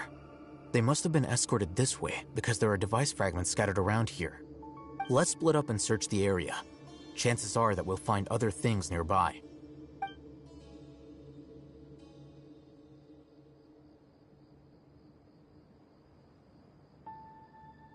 Is this what we're searching for? It looks kind of scary. This is definitely a device used to extract divine knowledge. How did it end up buried in the sand? That can't have been part of the plan. They must have been attacked along the way. Wait, what? Grandpa, I hope you're okay. Don't worry, your grandpa's gonna be fine. Razak didn't display any signs of starvation or dehydration, which means that they left fairly recently. We should be able to catch up. One more thing. Given that the device had been entirely covered by sand, I believe the attack must have happened prior to the sandstorm. Let's keep going. They can't have gone far.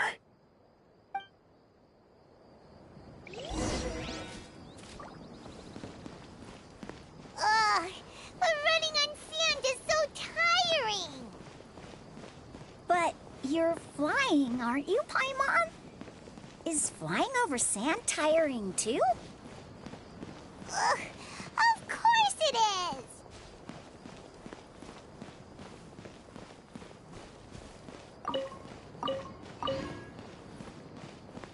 Voices, over there. It sounds like an argument. Whoa, you have really good ears.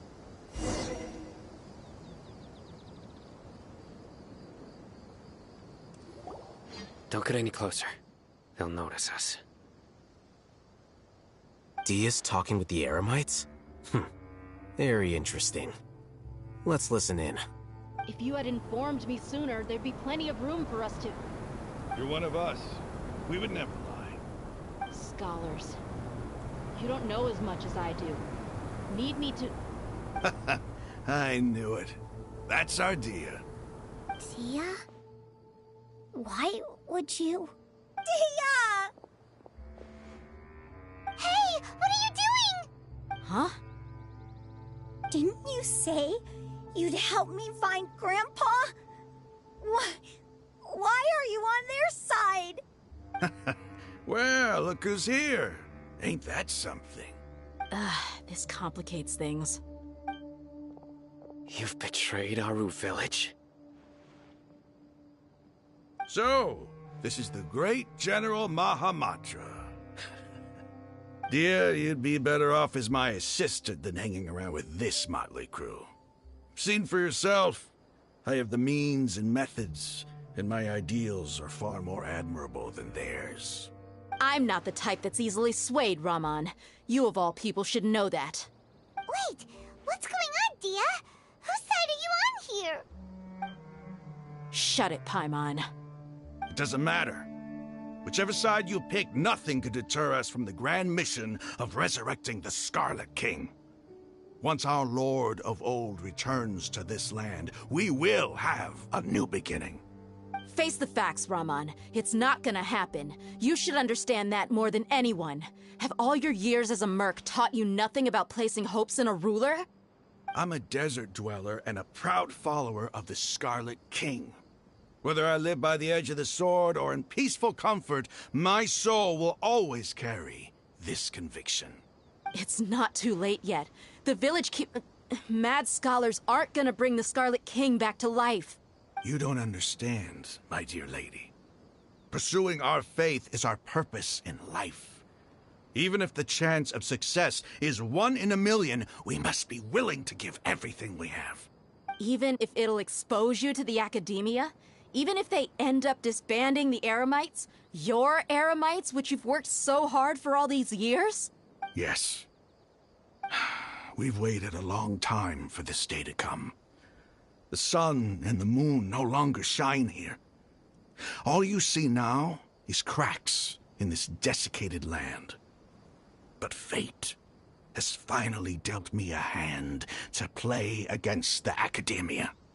With these scholars in our custody, we'll stomp the Academia's forces and fight our way beyond the wall of Samiel. Ridiculous. Think about it. The Academia controls the entirety of Sumeru. Your powers are negligible in comparison. If you still don't believe me, then try asking these two men. They're also against the Academia, but neither of them are as arrogant as you are. They look more like pawns of the Academia to me. Why would I listen to anything the people of Greater Lord Rukkhadevada have to say? Filthy traitors. Your god abandoned all honor and betrayed the Scarlet King. We desert dwellers will never trust the likes of you. It's impossible to communicate with someone so hostile. Perhaps we should. Do you really believe that by kidnapping the scholars, you'll be able to negotiate with the Academia? These people have no value as bargaining chips, but I could be persuaded to take their place as your next hostage. These scholars were exiled from the Academia. I, on the other hand, am their current scribe, and will be a much greater asset to you. Wait, you can't be serious. So, You want to trade places with the hostages, do you? Precisely. Any wise person would gladly accept my offer. What are you thinking? What if they decide to kill you instead? Well, that would be bad luck for me. However, I'd get the chance to observe the scholars, perhaps even find out the truth. Think you can talk me over with that confident look of yours? I'm not trying to persuade you. I'm using this as a means of joining forces against the Academia. You are the scribe. What do you have against the Academia? Not all desert dwellers believe in the Scarlet King, and the same applies to the Academia. Why must all knowledge seekers approve of the Academia's way of doing things? You Academia scum. Every last one of you is nothing but a hypocrite, just like everyone else on the other side of that wall. I've made myself clear enough. I won't listen to another word from the Dendro Archon's people. Not so fast. I'll hate them. Do you stand by everything you just said? I never make empty promises. You know you're making a dangerous decision, right? I do. Good. Raman, hear me out. These people are my friends. Maybe you can't take the followers of the Dendro Archon at their word, but what about me? Do you trust me? We've known each other for years. Of course I do. In that case, I'm willing to vouch for their honesty with my right arm. Come on, Raman, don't be a coward. If you're serious about taking on the Academia, you need to steel yourself. You can't be afraid. An arm from the Flame Mane. You've piqued my interest. But what if you refuse to oblige? What should I do then? No one's a fool here, Dia. We're mercs. The mercs don't tend to live long unless they have their wits about them. You're not wrong, but this is different. I promised my friends that we'd bring back the village keepers together.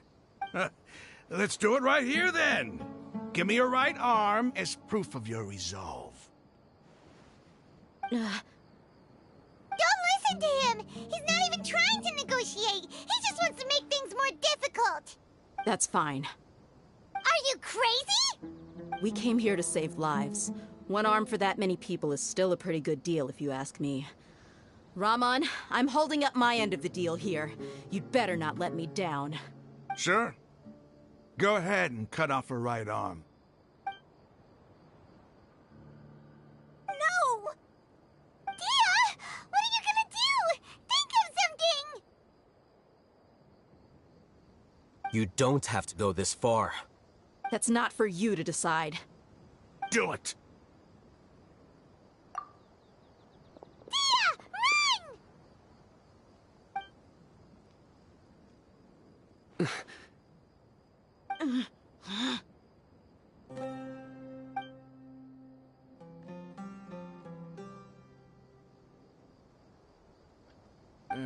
Stop!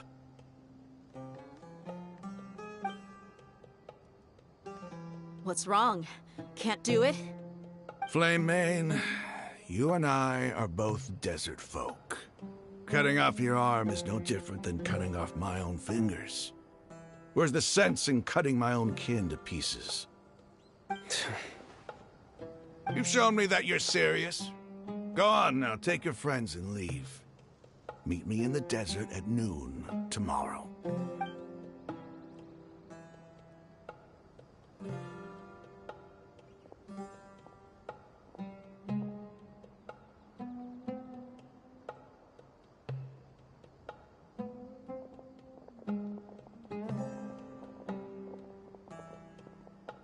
Phew. I was really counting on him not going through with it. Dia! That was crazy! Have you all lost your minds? What if he'd actually cut your arm off? Then I just have to hold my claymore with my left arm.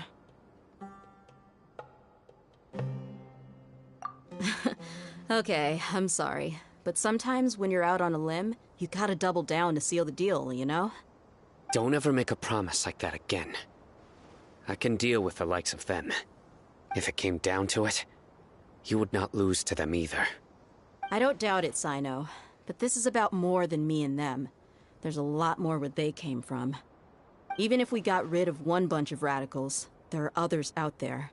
Wiping them out would do more harm than good. As you wish. I'm sorry, Dia. I should have stayed put and listened. I should have trusted you. It's okay. I promised you I'd help find your grandpa, so I'll do whatever it takes. Whatever it takes? You just might be scholar material. Huh? Are you serious? The Eremites once said that I was a lunatic. Perhaps a little madness is essential to be successful in research. Why does it feel like he's using his praise for me as an excuse to brag about himself? Okay, let's get moving. We should head back to the village and rest up. Today was just a trial run. Noon tomorrow is gonna be the hard part.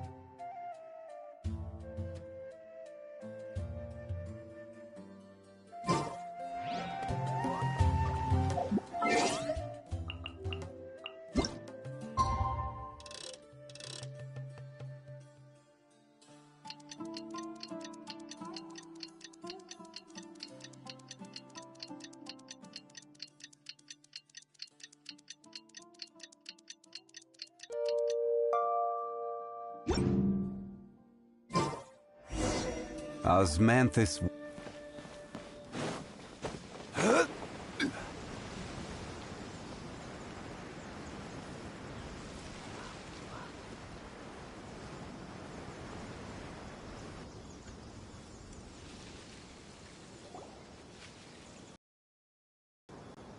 You're all here so early.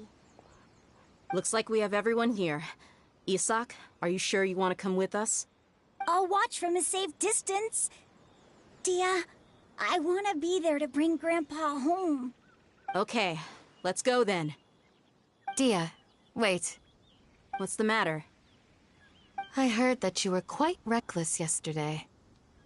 No more of that today, understood? Or I'll be very upset with you. Fine.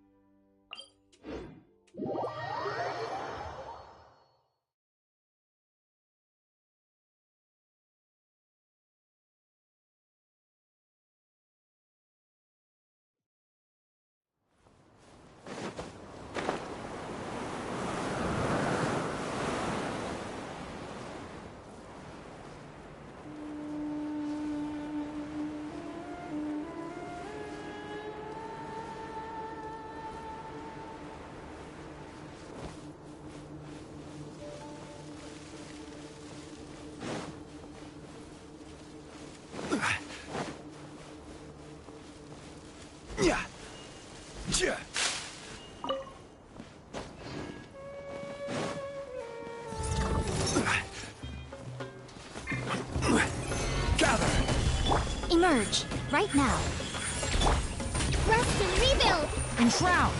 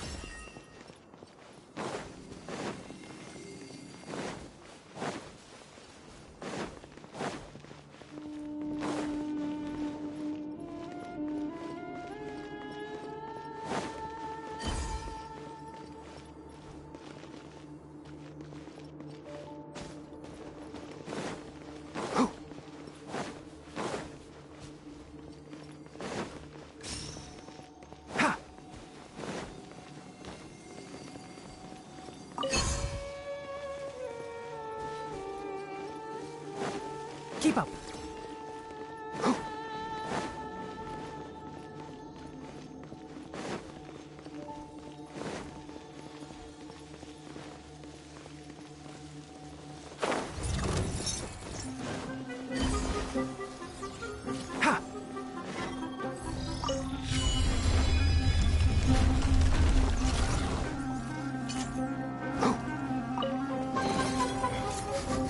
Smells like something.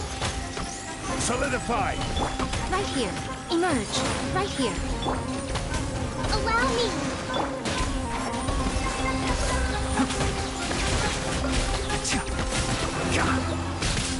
I love roof! Gather! Emerge, right now.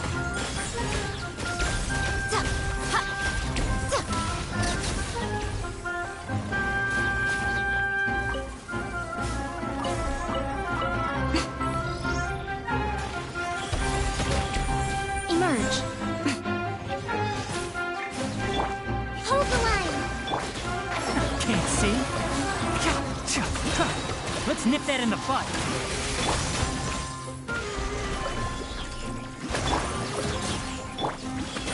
Right now, right here. One with the forest.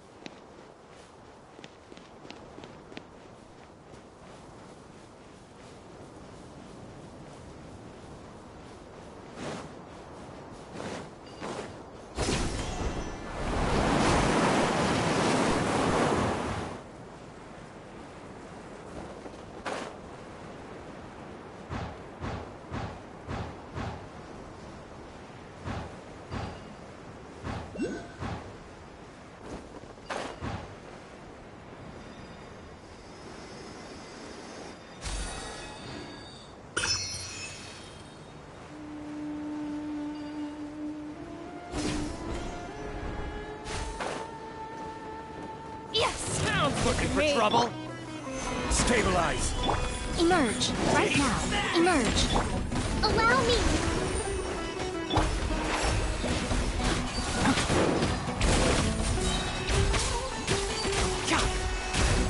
Right here. Emerge. Right here.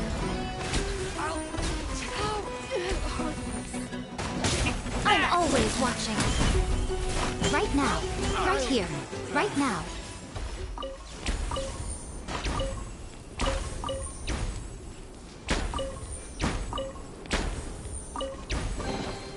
Don't tell me that's everything.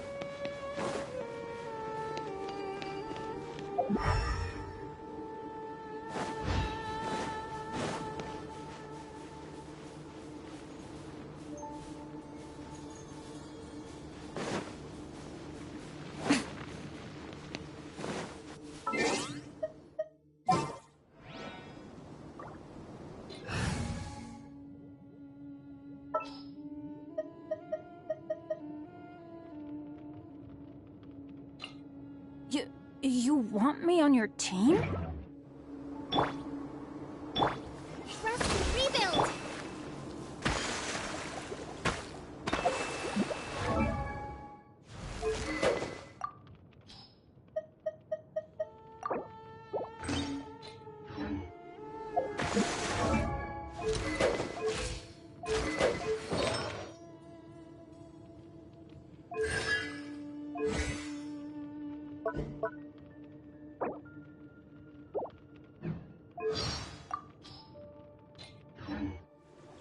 Let's light it up!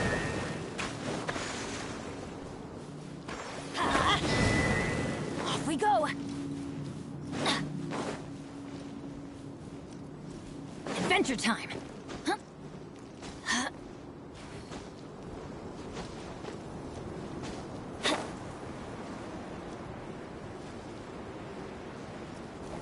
Let's light it up!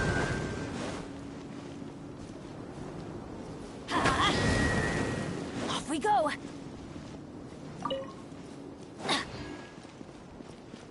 Off we go!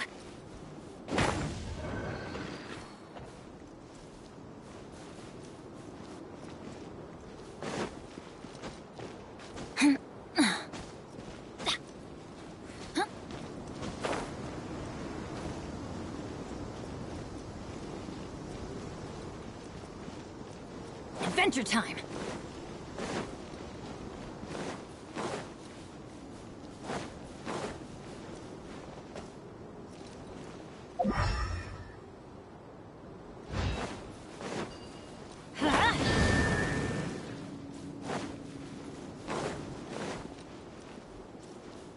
Off we go!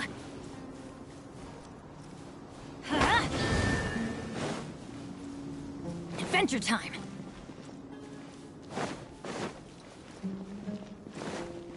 Let's light it up!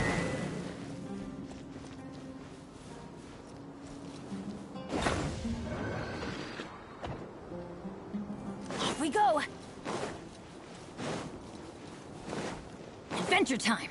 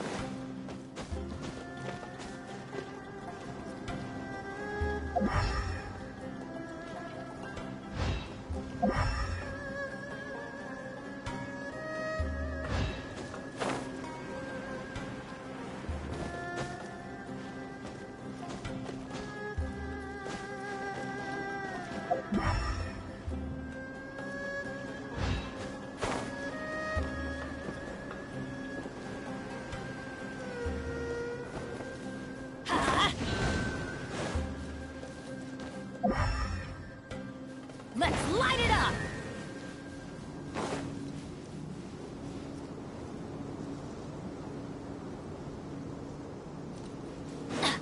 Off we go!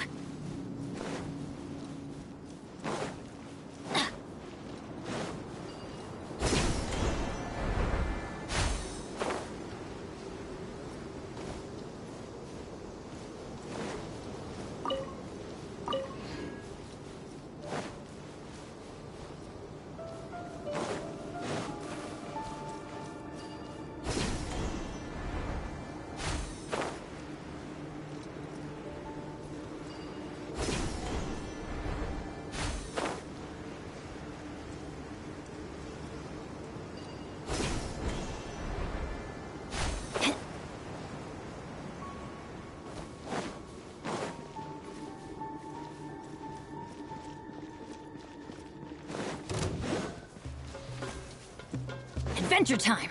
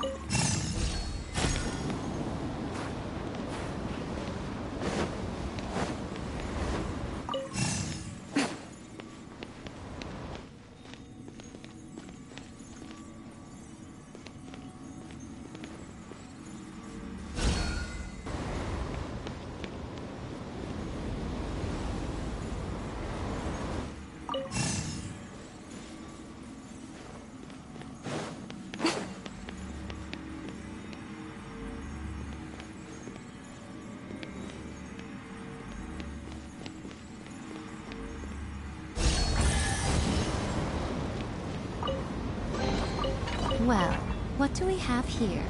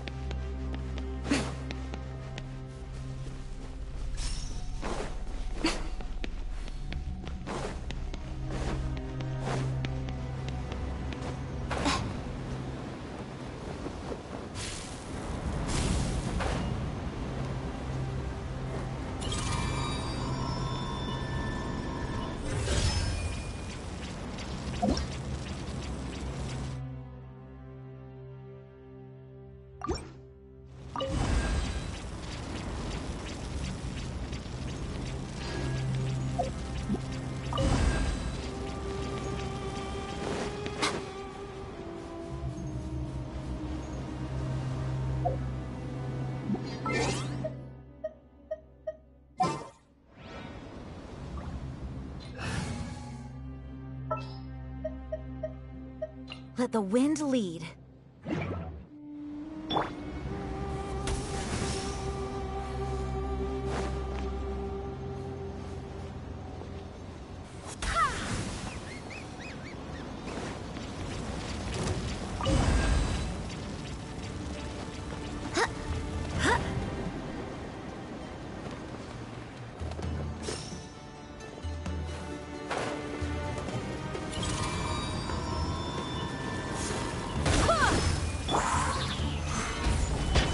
Right here.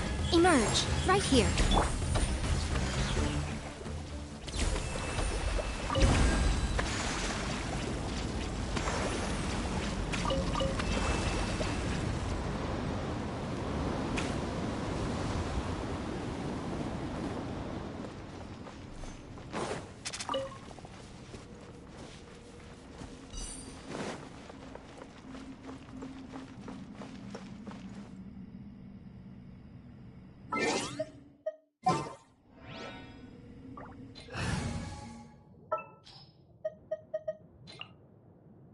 Good eye.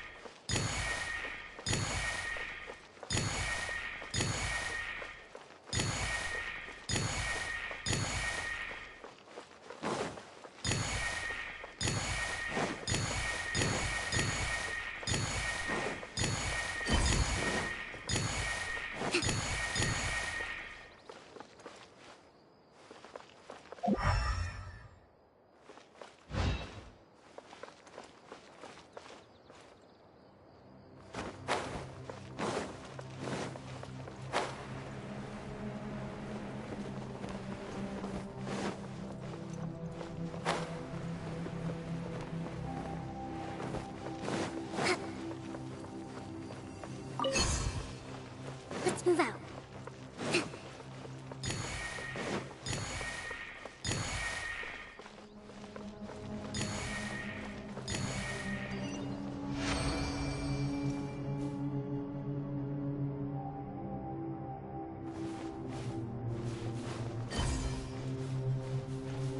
Let's move out.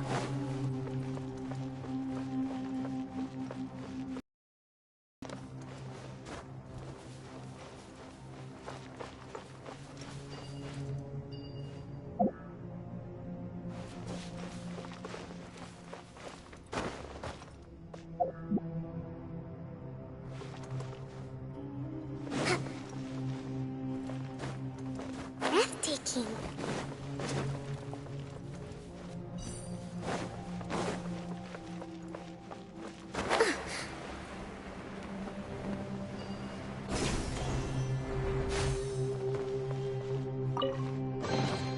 Provisions are vital.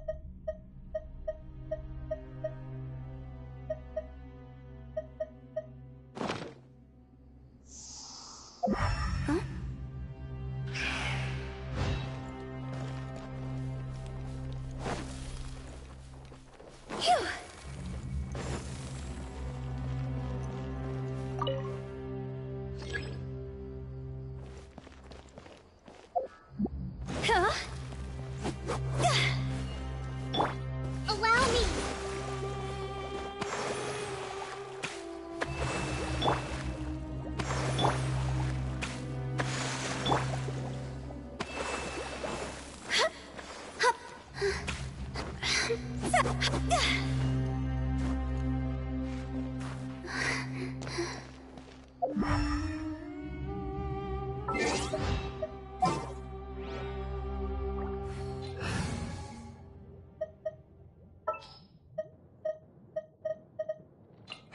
Who ate a poisonous mushroom this time?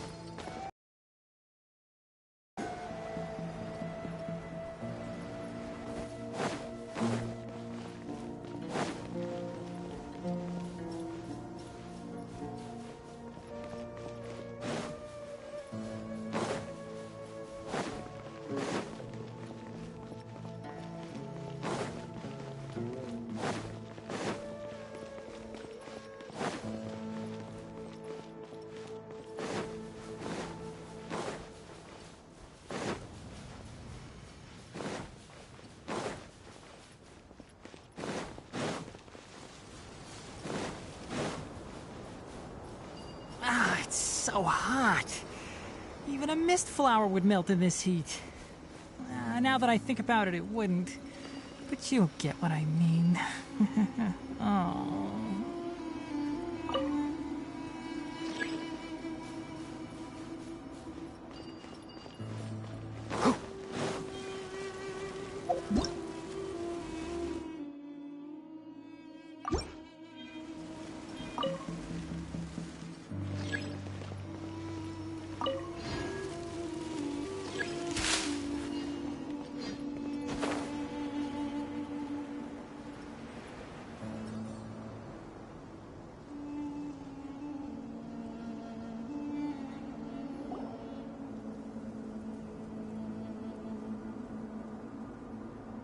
Huh. They got here before us. Uh-oh. Is it because Paimon overslept by 5 minutes and held everyone up? Is everything ready? Absolutely.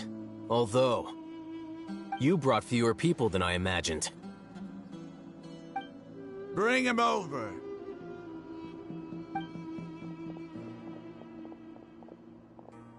Grandpa! Why is there only one of them? Raman, I've always thought of you as a man of his word. What's this about? It's a one-for-one exchange. Sounds fair, don't you think? And let me put it this way. Agreeing to any kind of deal with the Dendro Archon's people is already a huge compromise on my part. Don't you think you've asked enough?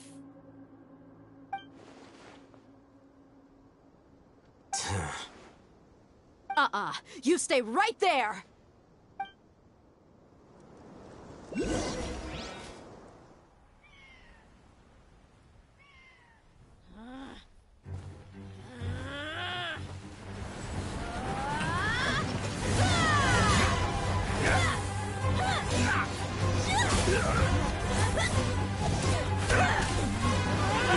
Flambe! What do you think you're doing? Grandpa! Don't you see this blade here? You coward! Why are your hands shaking? Wait a second! It's a earthquake! Grandpa!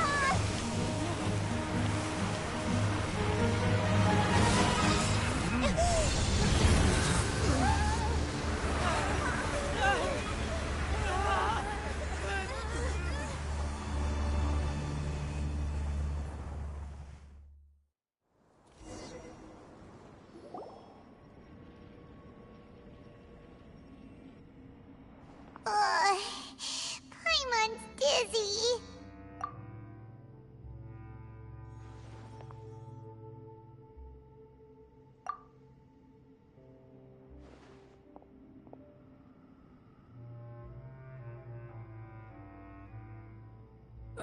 This day's going just great. What a nuisance. The sand dune collapsed. I saw an energy field. The village keeper protected us. It glowed green with dendro. Just like you said, it may well have been the remains of Lesser Lord Kusanali's power inside the scholar's body.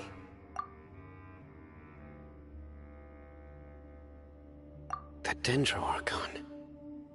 The present one. Grandpa? Grandpa? Oh no, he's getting confused again. Hey, look around you. There used to be a temple here?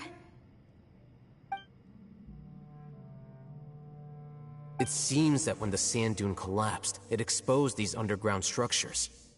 The symbols on the gate belong to the Scarlet King's civilization. This structure must be ancient. Over time, the sandstorms completely buried it and left it in the state we see now. It could have been an underground palace in the distant past. Oh, a miracle. Praise the Scarlet King! What's he doing here? And his men too? They must have fallen down here with us. Pretty lucky if you ask me. Most of them seem in really bad shape. Except for him, he got off lightly. Mind your head. No, this isn't the time for conflict. Our exalted lord has shown us the way to his sacred palace. He's not actually gonna go in there, is he? As it happens, I want to take a look inside too. What are you doing? Don't you think it's curious? 1 minute, Lesser Lord Kusanali's power protects us from harm, and the next, remnants of the Scarlet King's civilization appear. 2 major deities are vying to showcase their power to us. It would be a shame not to witness them both. Paimon thought you weren't interested in gods. Indeed. In my view, gods are just a higher form of living being. Or creature, you could say. New discoveries are always worth investigating. Whether they have anything to do with gods is neither here nor there. Raman, what are you gonna do about your men? I'll just let them lay here. The Scarlet King will take care of his people. Right now, I'm going inside.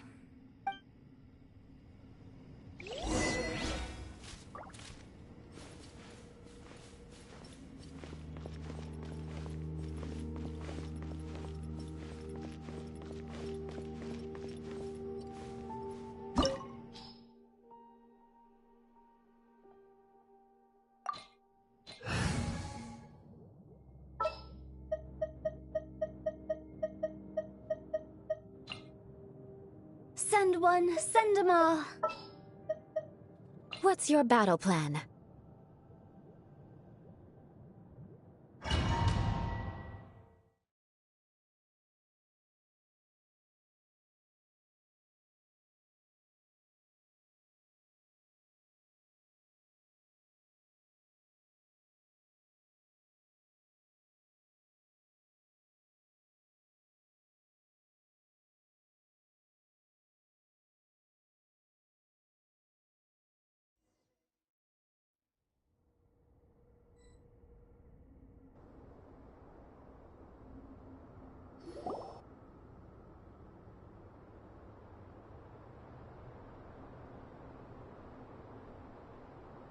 It's full of life here.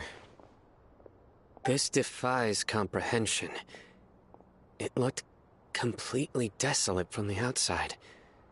Yet, it flows with energy inside. Yeah, and there's so many plants. It's so pretty. Sir Raman. Huh? Me? Do you see another Raman here?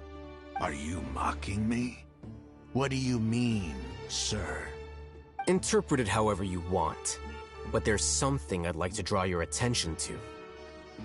While this structure is clearly left over from the Scarlet King civilization, the energy that flows in here is that of the Dendro Archon. Whatever you say. It's not like I have a vision. There's nothing to be angry about. Think of this as an academic journey. It does seem kinda strange. If that's true, then we might have to explore this whole area to find an explanation.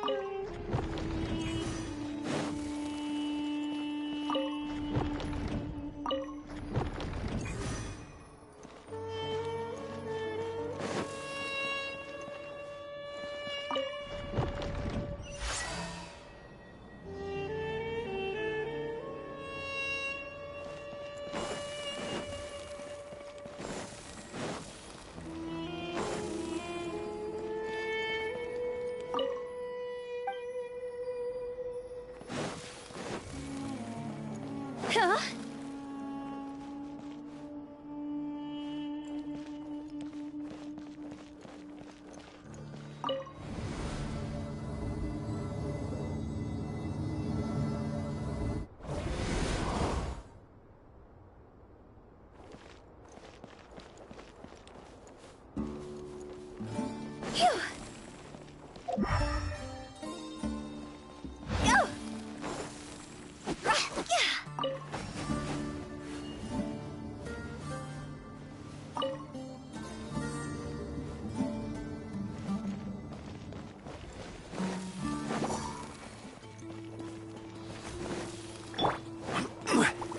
Solidify!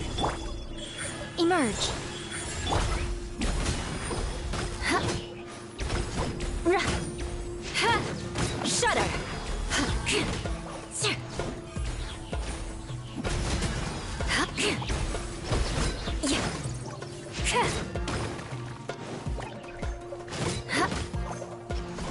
I condemn you. Rah.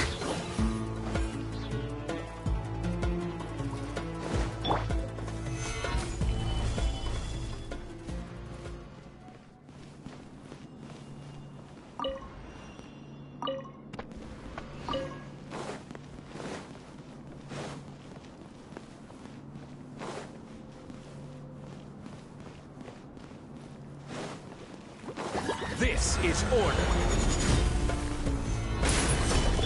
Right now, right here. Emerge. Beg for mercy. Crush. Freeze to the core. See?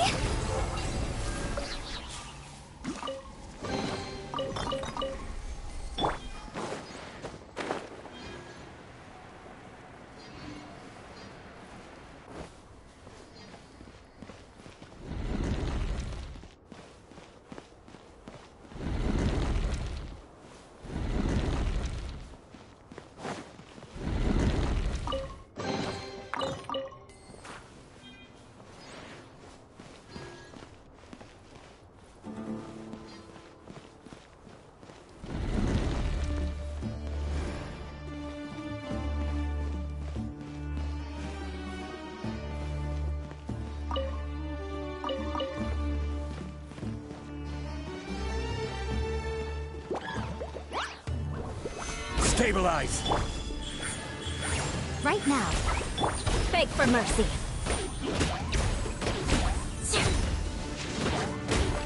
Crush. Rack and ruin.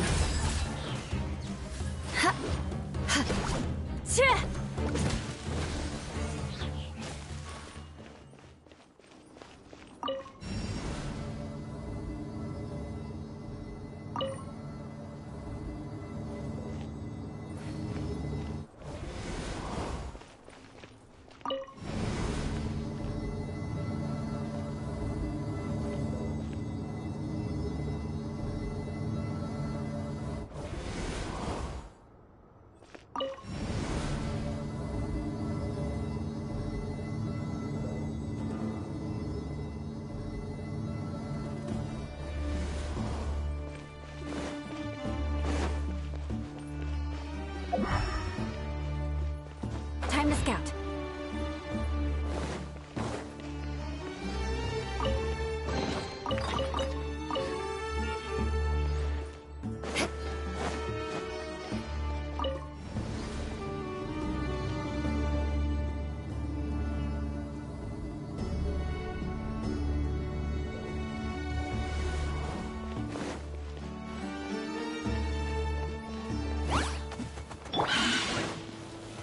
Solidify! Right here. Emerge. Right now. Beg for mercy.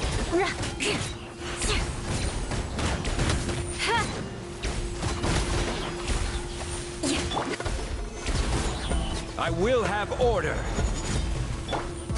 Eye for an eye.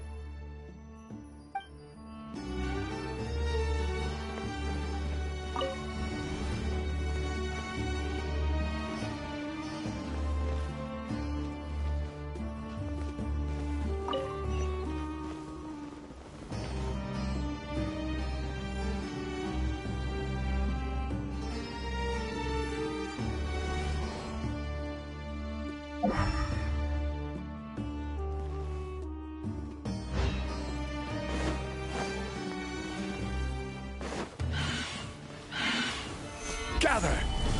Right here. Emerge. Right now. Shudder. Huh?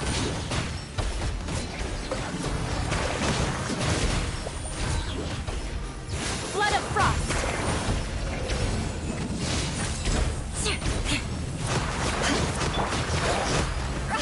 Go. Huh?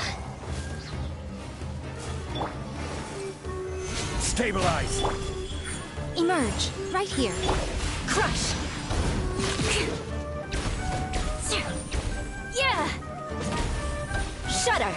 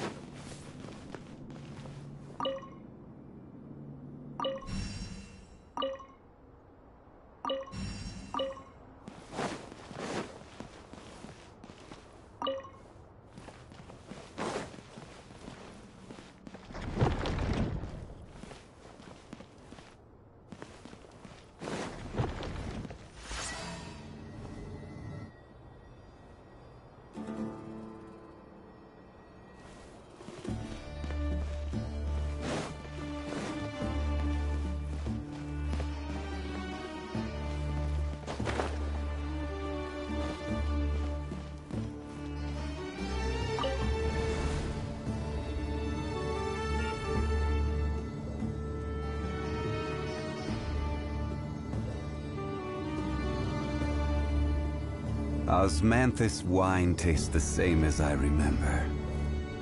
Oh, now that's a sight to see.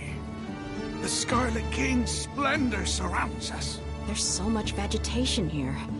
It's different than what I expected. Sure are a lot of plants for a desert. That's what I call divine providence of the Scarlet King.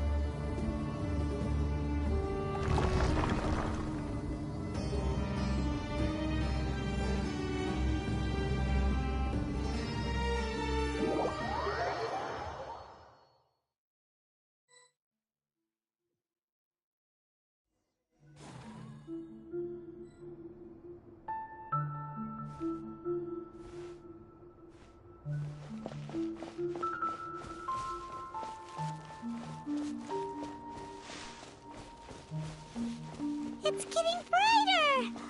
Oh, it looks so beautiful!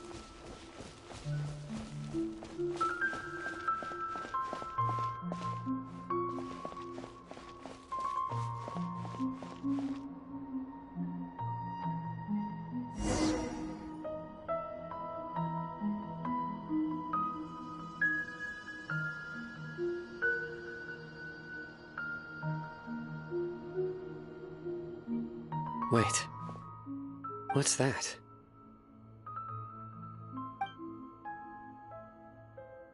A load of flowers. And it looks like there's something among them. Oh, these are Scarlet King runes. They left something behind. Yes. It's an elegy written in an ancient script. What does it say? Here lies our faithful priest Kasala. His wisdom is a miracle among the people, deserving of high praise and admiration. You can read ancient Scarlet King script? Of course. Every student needs to master at least 20 languages before they graduate. He's not serious, right? There's still something off about this place. The elemental energy here is too concentrated. The scent of life. Is it trying to tell us something? Is this it? Analyzing.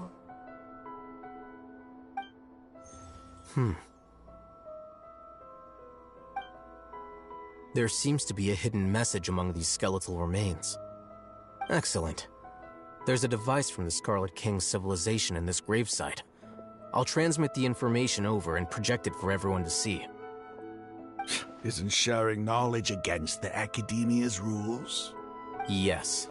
However, under the circumstances, I'd prefer you to see this for yourself. You'll understand after watching it.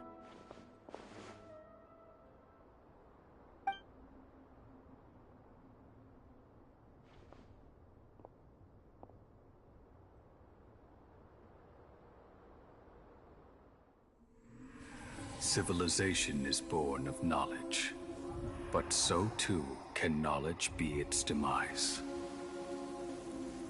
A disaster caught us unaware. It was knowledge that did not belong to this world. The Scarlet King brought this forbidden knowledge into our world, and it quickly spread like a plague. People's minds were filled with crazed whispers. Dark gray scales spread across their bodies. Even the land was stripped of its vigor. Only a desperate, deathly silence remained. Were it not for greater Lord Rukkhadevata from the forests, the damage would have been irreversible. She summoned the priests to build temples and infused into them the divine power of life. The disaster was miraculously tempered, and the embers of our civilization were preserved in Aru village. Alas, the miracle could not last. As long as forbidden knowledge continued to exist, it would forever blight this world. In the end, the proud king of the desert, my eternal lord, chose to sacrifice himself. I have spent my whole life since guarding one of these many temples. But now, my duty is coming to an end. As I close my eyes for the final time, the sight of that noble deity will appear in my vision once more. In helping the Scarlet King to eradicate forbidden knowledge, she exhausted her strength. Became that of a small child. How strange. Now that I think of her, I no longer have any fear of death, for I sense that the spirit of life will abide with me during my eternal sleep. Children of the desert, cling no longer to past grievances, but hold tight to the memory of this act of benevolence. What was that? The priest's memories. No, impossible. Greater Lord Rukkhadevata. So the former Dendro Archon and the Scarlet King were never enemies at all. But this doesn't make any sense. The Dendro Archon's followers, they're clearly... Was that the former Dendro Archon? She became so tiny in the end.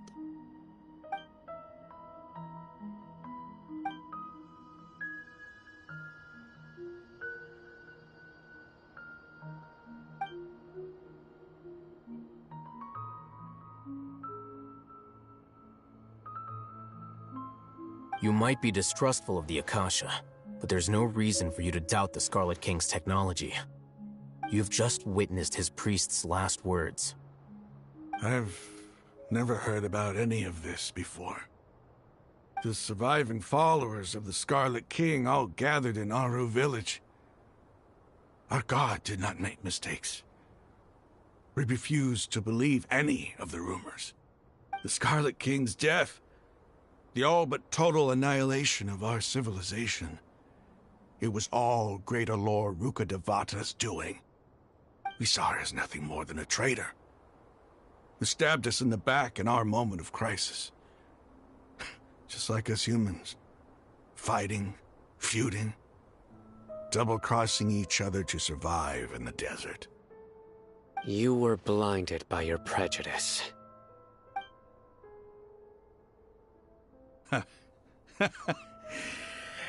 If I hadn't seen this for myself, if I hadn't witnessed his last words with my own eyes, ears, and heart,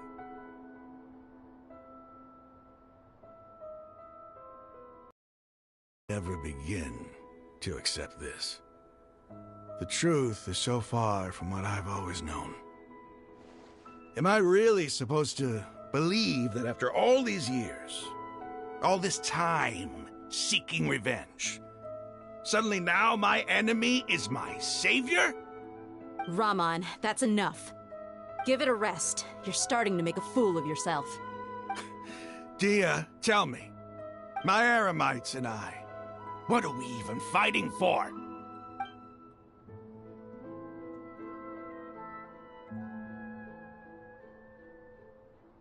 Hey, how you doing? I'll live. Thanks. I should probably go. Can't just stay here forever. What's your next move gonna be? Oh, I know what you're going to ask. I feel deeply ashamed of everything I've done. You'll get everything you're asking for. But please, give me some time. After everything that's happened here today, somehow I need to explain it to the others. It's not gonna be easy. Well, I guess that's for me to deal with. Dia, this is where our camp's located. Make a note of it. When would be a good time for us to go? Tomorrow. I'll convince everyone that we're all on the same side. And I'll return every last one of your your village keepers. We'll share our other resources with you too. You seem to finally understand that our true enemy is the sages. Gods never gave up on anyone. It's the people responsible for all this that need to face the consequences of their actions. That must have been rough, but he seems to have figured things out now. Rahman's no fool. Being the leader of your own faction in the desert is no easy feat. It's too bad he was held back by his belief in the Scarlet King. But now that that's changed, I guess we have a few more people on our side. The outcome, at least, is favorable. We should get going too. Let's head back, have a proper meal, and a nice, long sleep. We'll need all our energy tomorrow.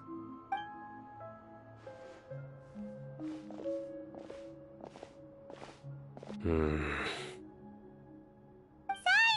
we're leaving! Stop yelling.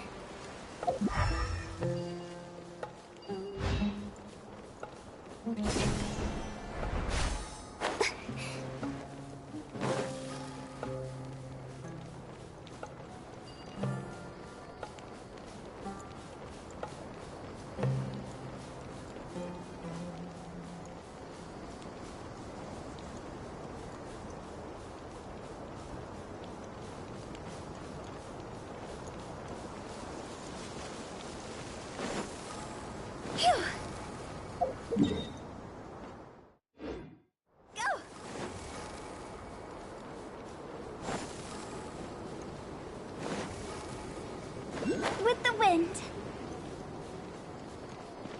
Huh? Phew. Huh?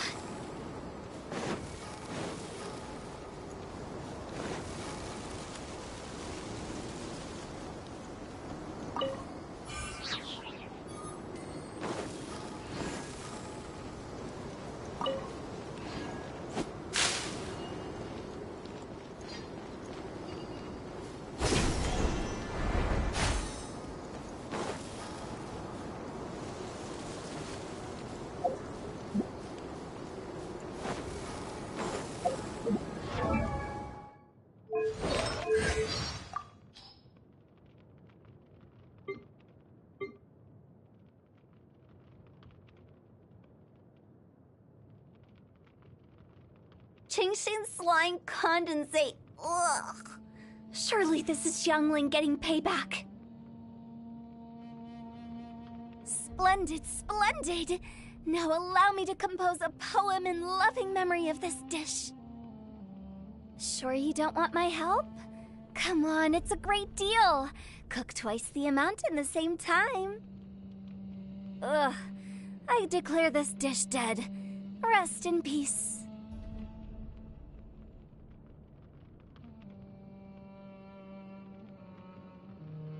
She is quite the fascinating individual, completely different from anyone else I've encountered. Do you think if I started eating divine herbs and drinking the dew of the mountains every single day, I'd be able to look as pure and pristine as she does?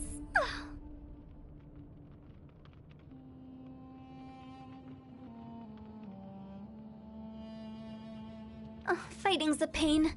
For me, it's not an objective so much as a means to an end. Using the means to reach the end, to fight for that which I will not compromise on. It's in this way that you and I are the same.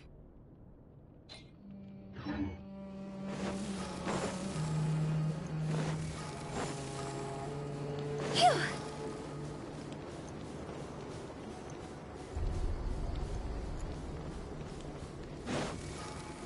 Huh?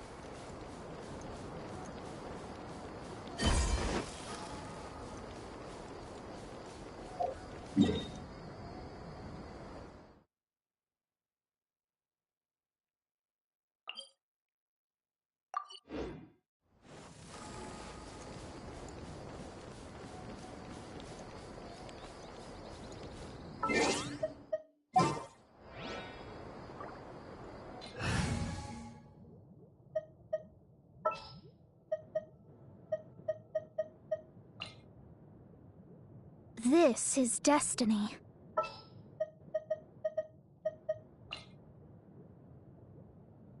Let's go gather some samples. All is accounted for. Let's move out.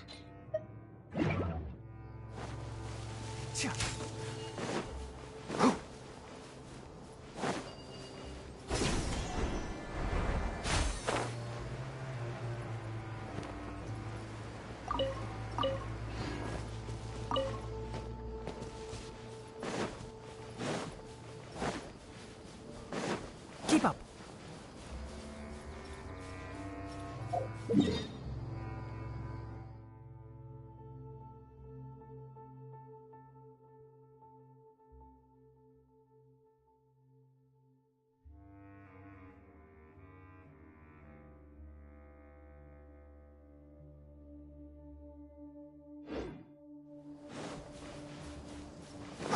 Keep up.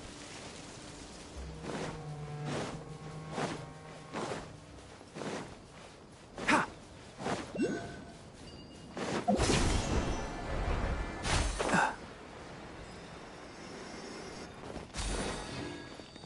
Ha!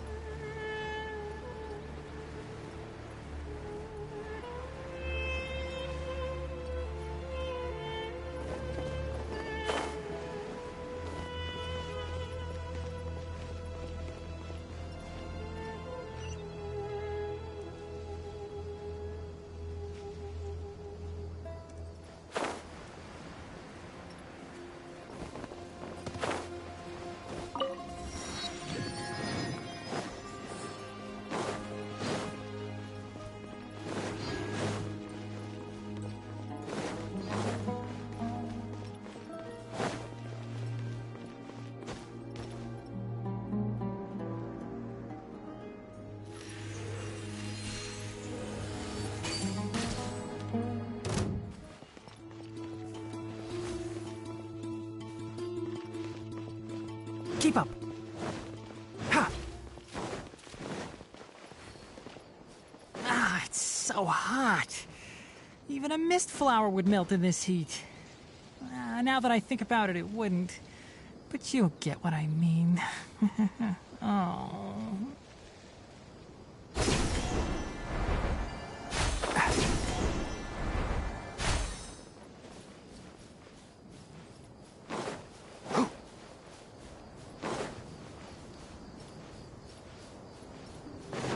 Keep up.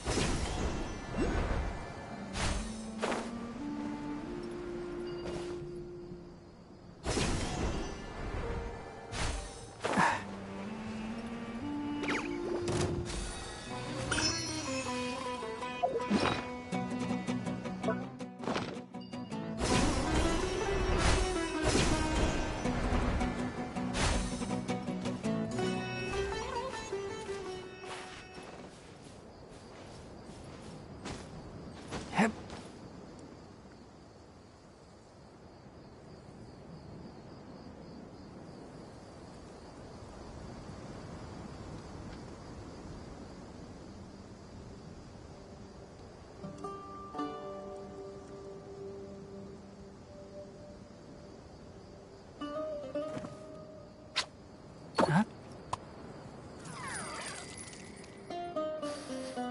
Huh?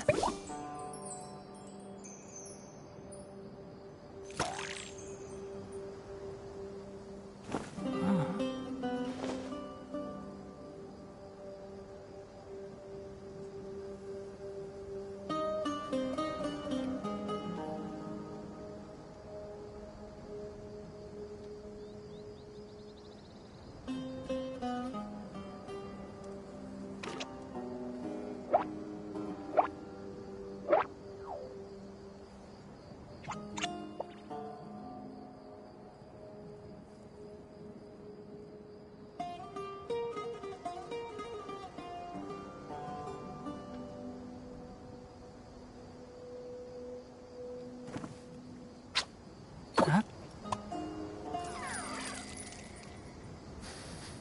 Huh?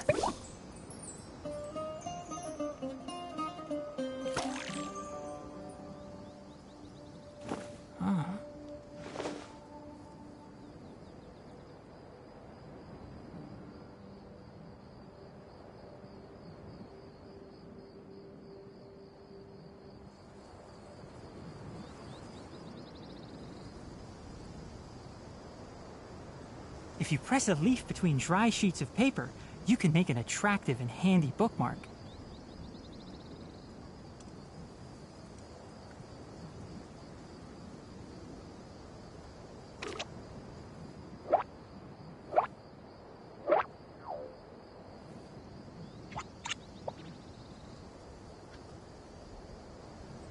Keep up.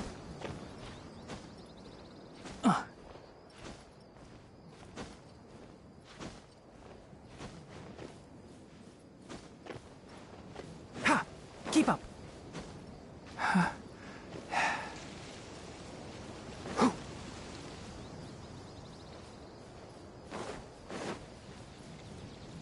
Keep up.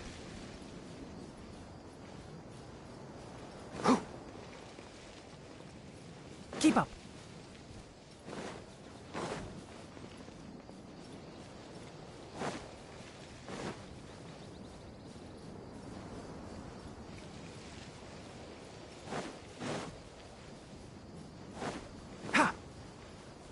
Keep up. Ha!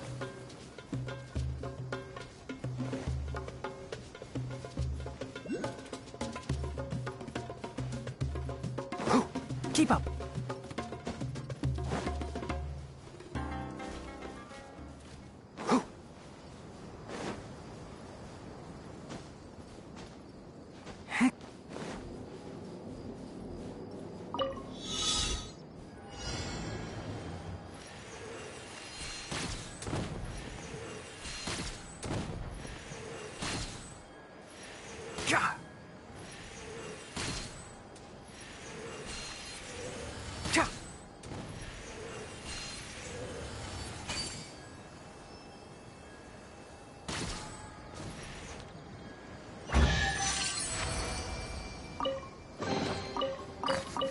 Smells like something good is inside.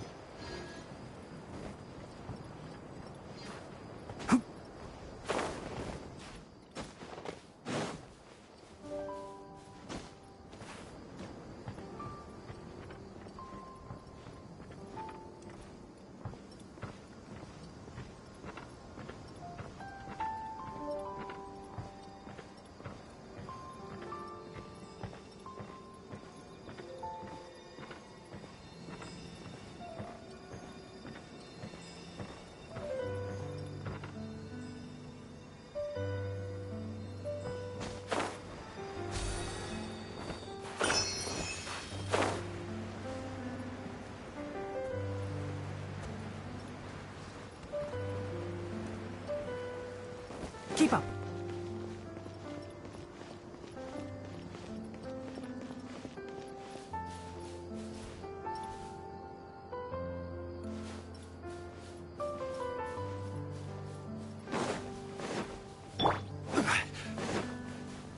Following orders. A new punching. Emerge. That's close Hold the enough. Enshroud.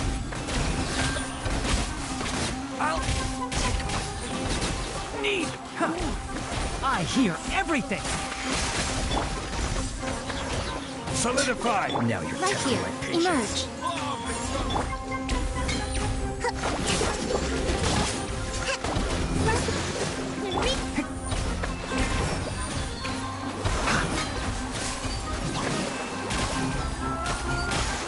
We'll meet again. Let's nip that in the bud. I'll be back.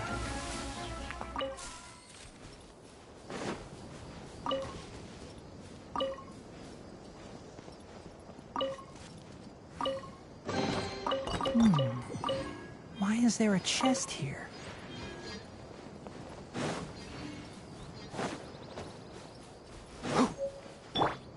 Allow me.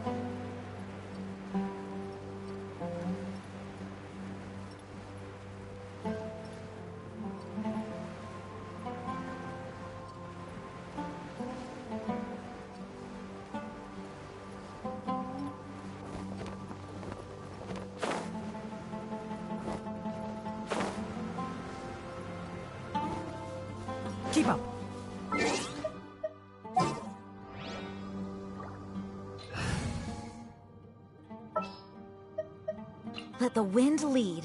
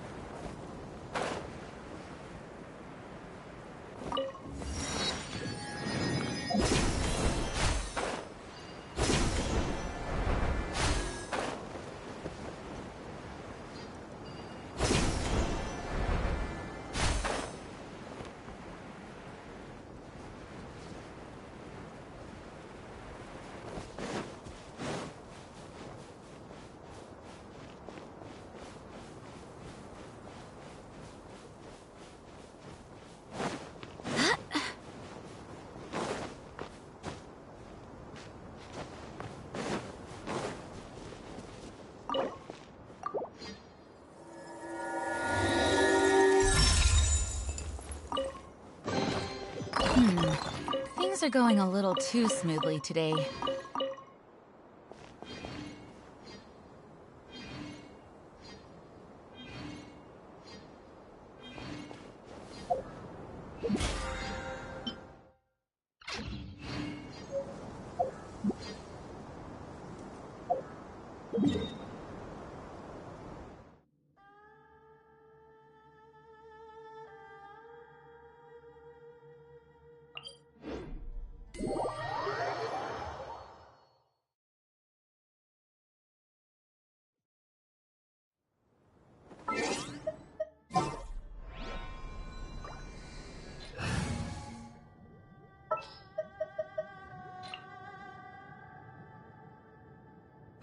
Who ate a poison?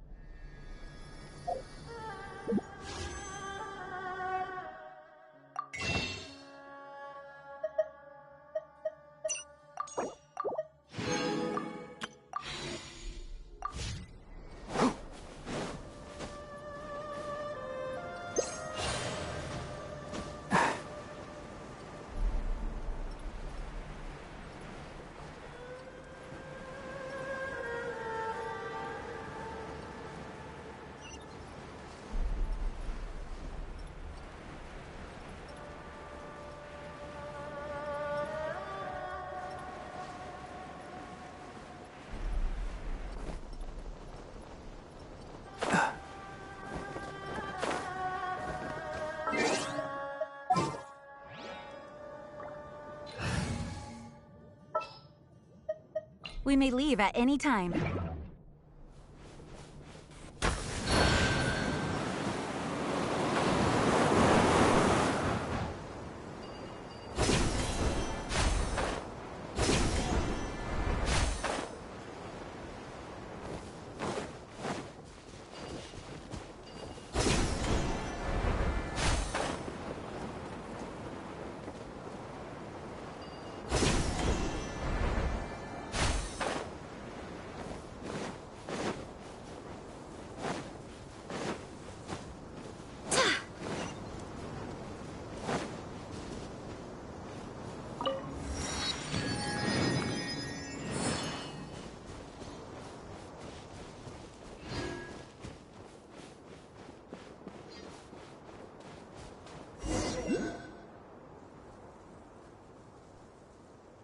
It's all good. Whatever the boss says.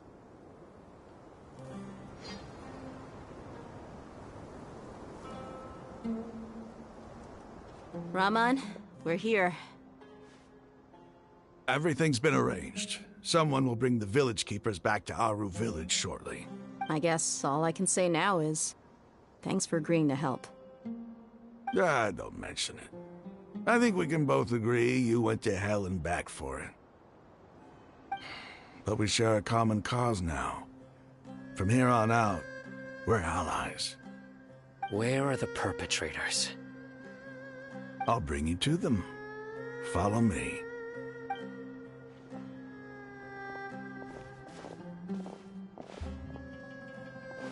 So these are the people who kidnapped the village keepers. Oh no, it's the scribe! There's no need to yell. No one can help you now. We been all over the desert trying to find you. That's right.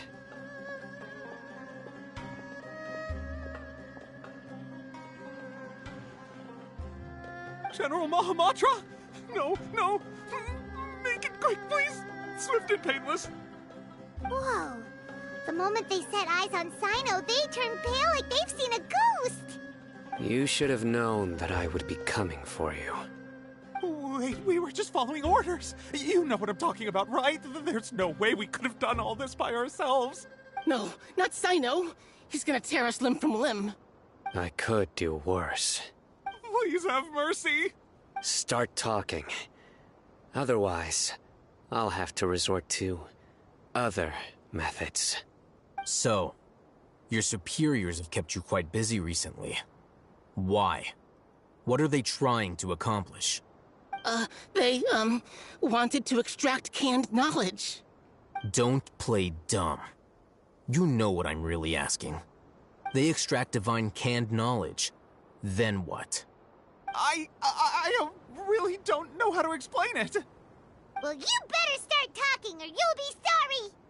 You don't want to make things any more difficult for yourself, do ya? Be my guest.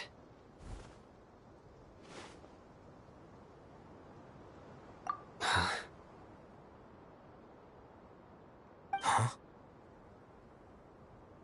Uh-huh. That sure didn't sound like a fancy metaphor or anything. You're serious, aren't you? How did you know? There's no use hiding it now. Yes, you're right. The Academia is working on an important and potentially world-changing project. They are creating a new god. A god that will belong to them and to the people of Sumeru. It may seem as if Sumeru's academics are thriving, but ever since the death of Greater Lord Rukkhadevata, scholarly breakthroughs have been few and far between. The withering of Irminsul has been getting worse recently. The sages have tried everything they could think of, but nothing's worked. I'm always hearing them say things like, if only Greater Lord Rukkhadevata was still with us. Continue. And then, someone from the Fatui showed up. They called him the Doctor. He brought a gnosis and said he wanted to borrow the Academia's research facilities. The Doctor was previously expelled from the Academia. At first, the sages looked down at him in disdain. But when he said those words, everyone's expression changed. He asked them, "Do you wish to create a god?" This is what the arrogant ignorance at the extreme end of academia looks like. First, the Academia spent a long time constructing a divine vessel, which was based on an exquisite humanoid puppet. After that, they harvested dreams via the Zeb-Zerus Festival Samsara, maximizing the Akasha's output. With the Doctor's help, and the Akasha now functioning at maximum efficiency, they were able to use it to extract the power from the Gnosis and convert it into a divine core. Next, they decided that their new god needed to possess divine wisdom. For that to happen, they needed a huge quantity of divine canned knowledge. It adds up. But how do you determine whether the knowledge extracted is of divine origin? Call it an educated guess? The Academia has been trying to figure out the exact source of the Scholar's madness for centuries, but to no avail. Nobody can explain the cause of this phenomenon. Surely you can see what that implies, Scribe Alhaitham. If it's knowledge no mortal can comprehend, then it must be something only gods are able to decipher. In other words, it's the source of the God of Wisdom's omniscience and omnipotence.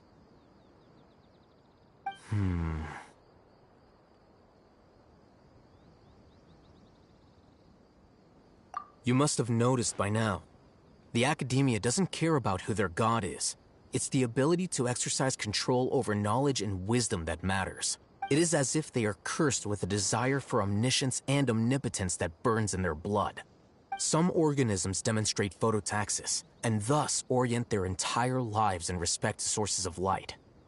For the sages, their only source of hope is the existence of a deity who embodies the acme of wisdom. This is but a form of phototaxis. For many scholars, the absence of a god of wisdom means stumbling in the darkness for the duration of their lives. Then what does Lesser Lord Kusanali mean to you? Is she not a true god present in this world? If you already have a new god, why try to create another one? From the beginning, the Academia has never treated her as a god. When the Academia first discovered Lesser Lord Kusanali, the newborn god of wisdom, the sages hoped that she would be as wise as Greater Lord Rukkhadevata. But upon evaluation, they found that at the time she possessed no more intelligence than any ordinary human child. The sages never had a ruder awakening. This forced them to accept that Greater Lord Rukkhadevata had indeed passed away. Not to mention that Lesser Lord Kusanali's gnosis had been used to power the Akasha this entire time. By herself, she has neither an Archon's raw power, nor the spectacular insight expected of a god of wisdom. Slowly but surely, people began to forget about her existence. So, this is the path the sages have chosen.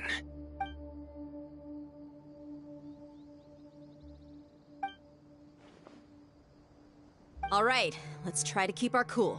If everyone's in a bad mood, then let's change up our scenery. Rahman, give me a few men to help us escort the village keepers back to the village. And these two scholars, they're coming too. Sure, as you wish.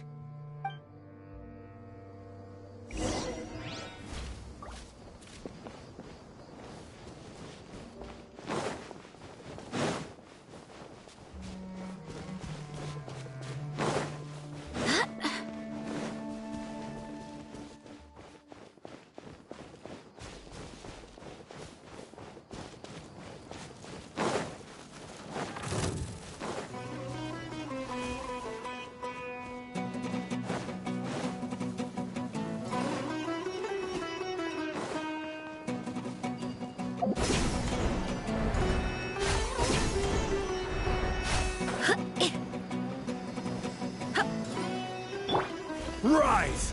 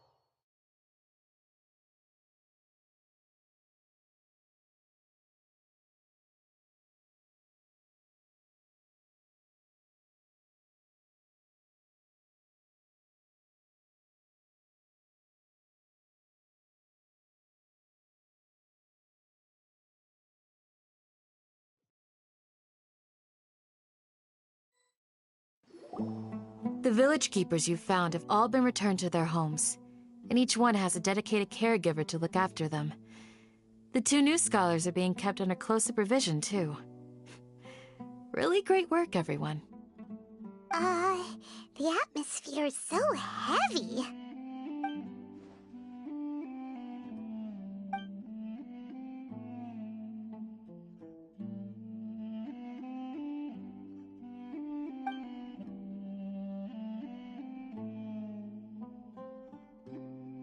Hey! Say something! Stop spacing out! Come on, is there nothing left to talk about? In that case, let's all get some water and try to think about something else. Or I can go fetch some snacks. Oh, Paimon's so coming with you! Do you have any plans, traveler? Gods above, you're not talking about work, are you? So you were still withholding some information?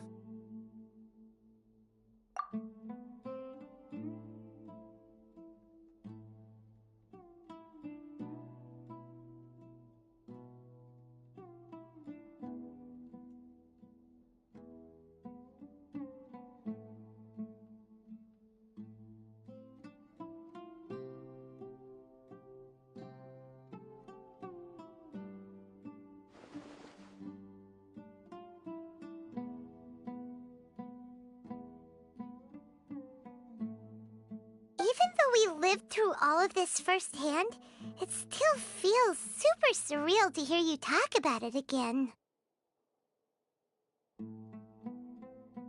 What a whirlwind of a story. I felt like I was holding my breath the whole time. It seems like there'll be more issues to face in the days ahead than I'd anticipated. Still, now's a good time to make our next move. Now that Ramon's joined us, we'll be an even stronger team. It's time to make a plan. Indeed. These events are a flagrant transgression of the rules in every sense. We cannot allow it to continue. So, everyone, are we on the same page? Crush the sages and rescue our god. That is our ultimate goal. Well, let's brainstorm a little more about what other resources we can draw on. The next time we gather here, we must have a solid plan. Yep, it'll work out for sure.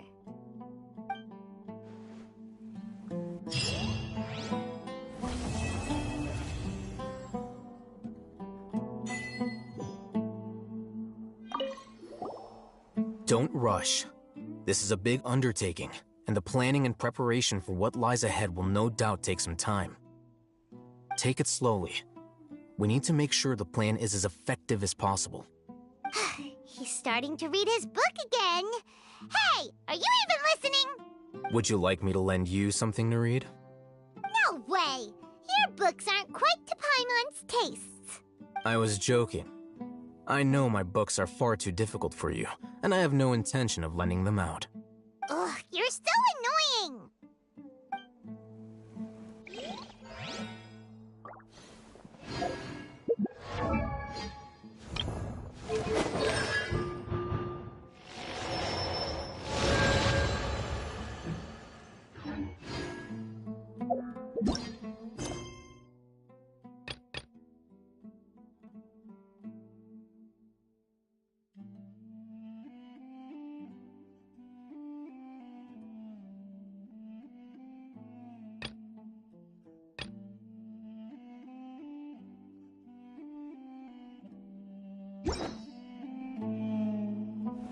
Osmanthus wine tastes the same as I remember. You must let me know if there's anything I can do to help. Though I cannot leave Arbor Village, I can't help but feel stirred when I see the looks in your eyes. I've never felt as roused as this when fighting alone in the past. I suppose this must be the power of camaraderie.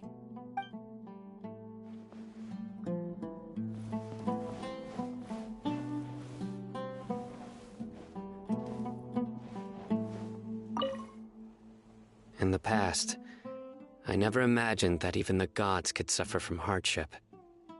If we can find a way to change all of this, will this nation become a better place?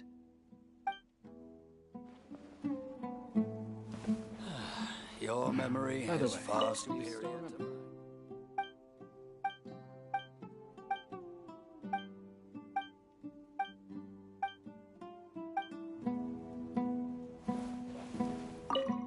The past few days have been some of the most challenging work I've ever taken on, and none of it'll earn me a single mora. I can't believe it. Look on the bright side, Dia. Maybe we'll get a huge reward after this is all over. You've got a point. Hey, what would you do if you woke up tomorrow with more money than you could ever spend? Paimon would buy boatloads of tasty snacks. That's it? And maybe some tasty drinks as well? How adorable. Well, here's to all our indulgent fantasies. If there's a chance they can come true, I'll give it my best shot.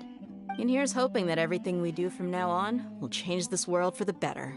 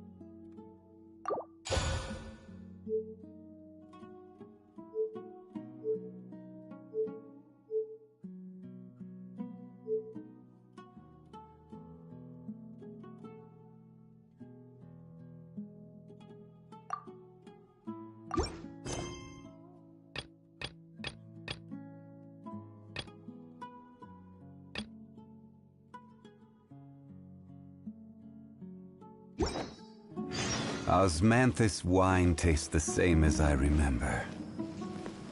But where are those who share the memory?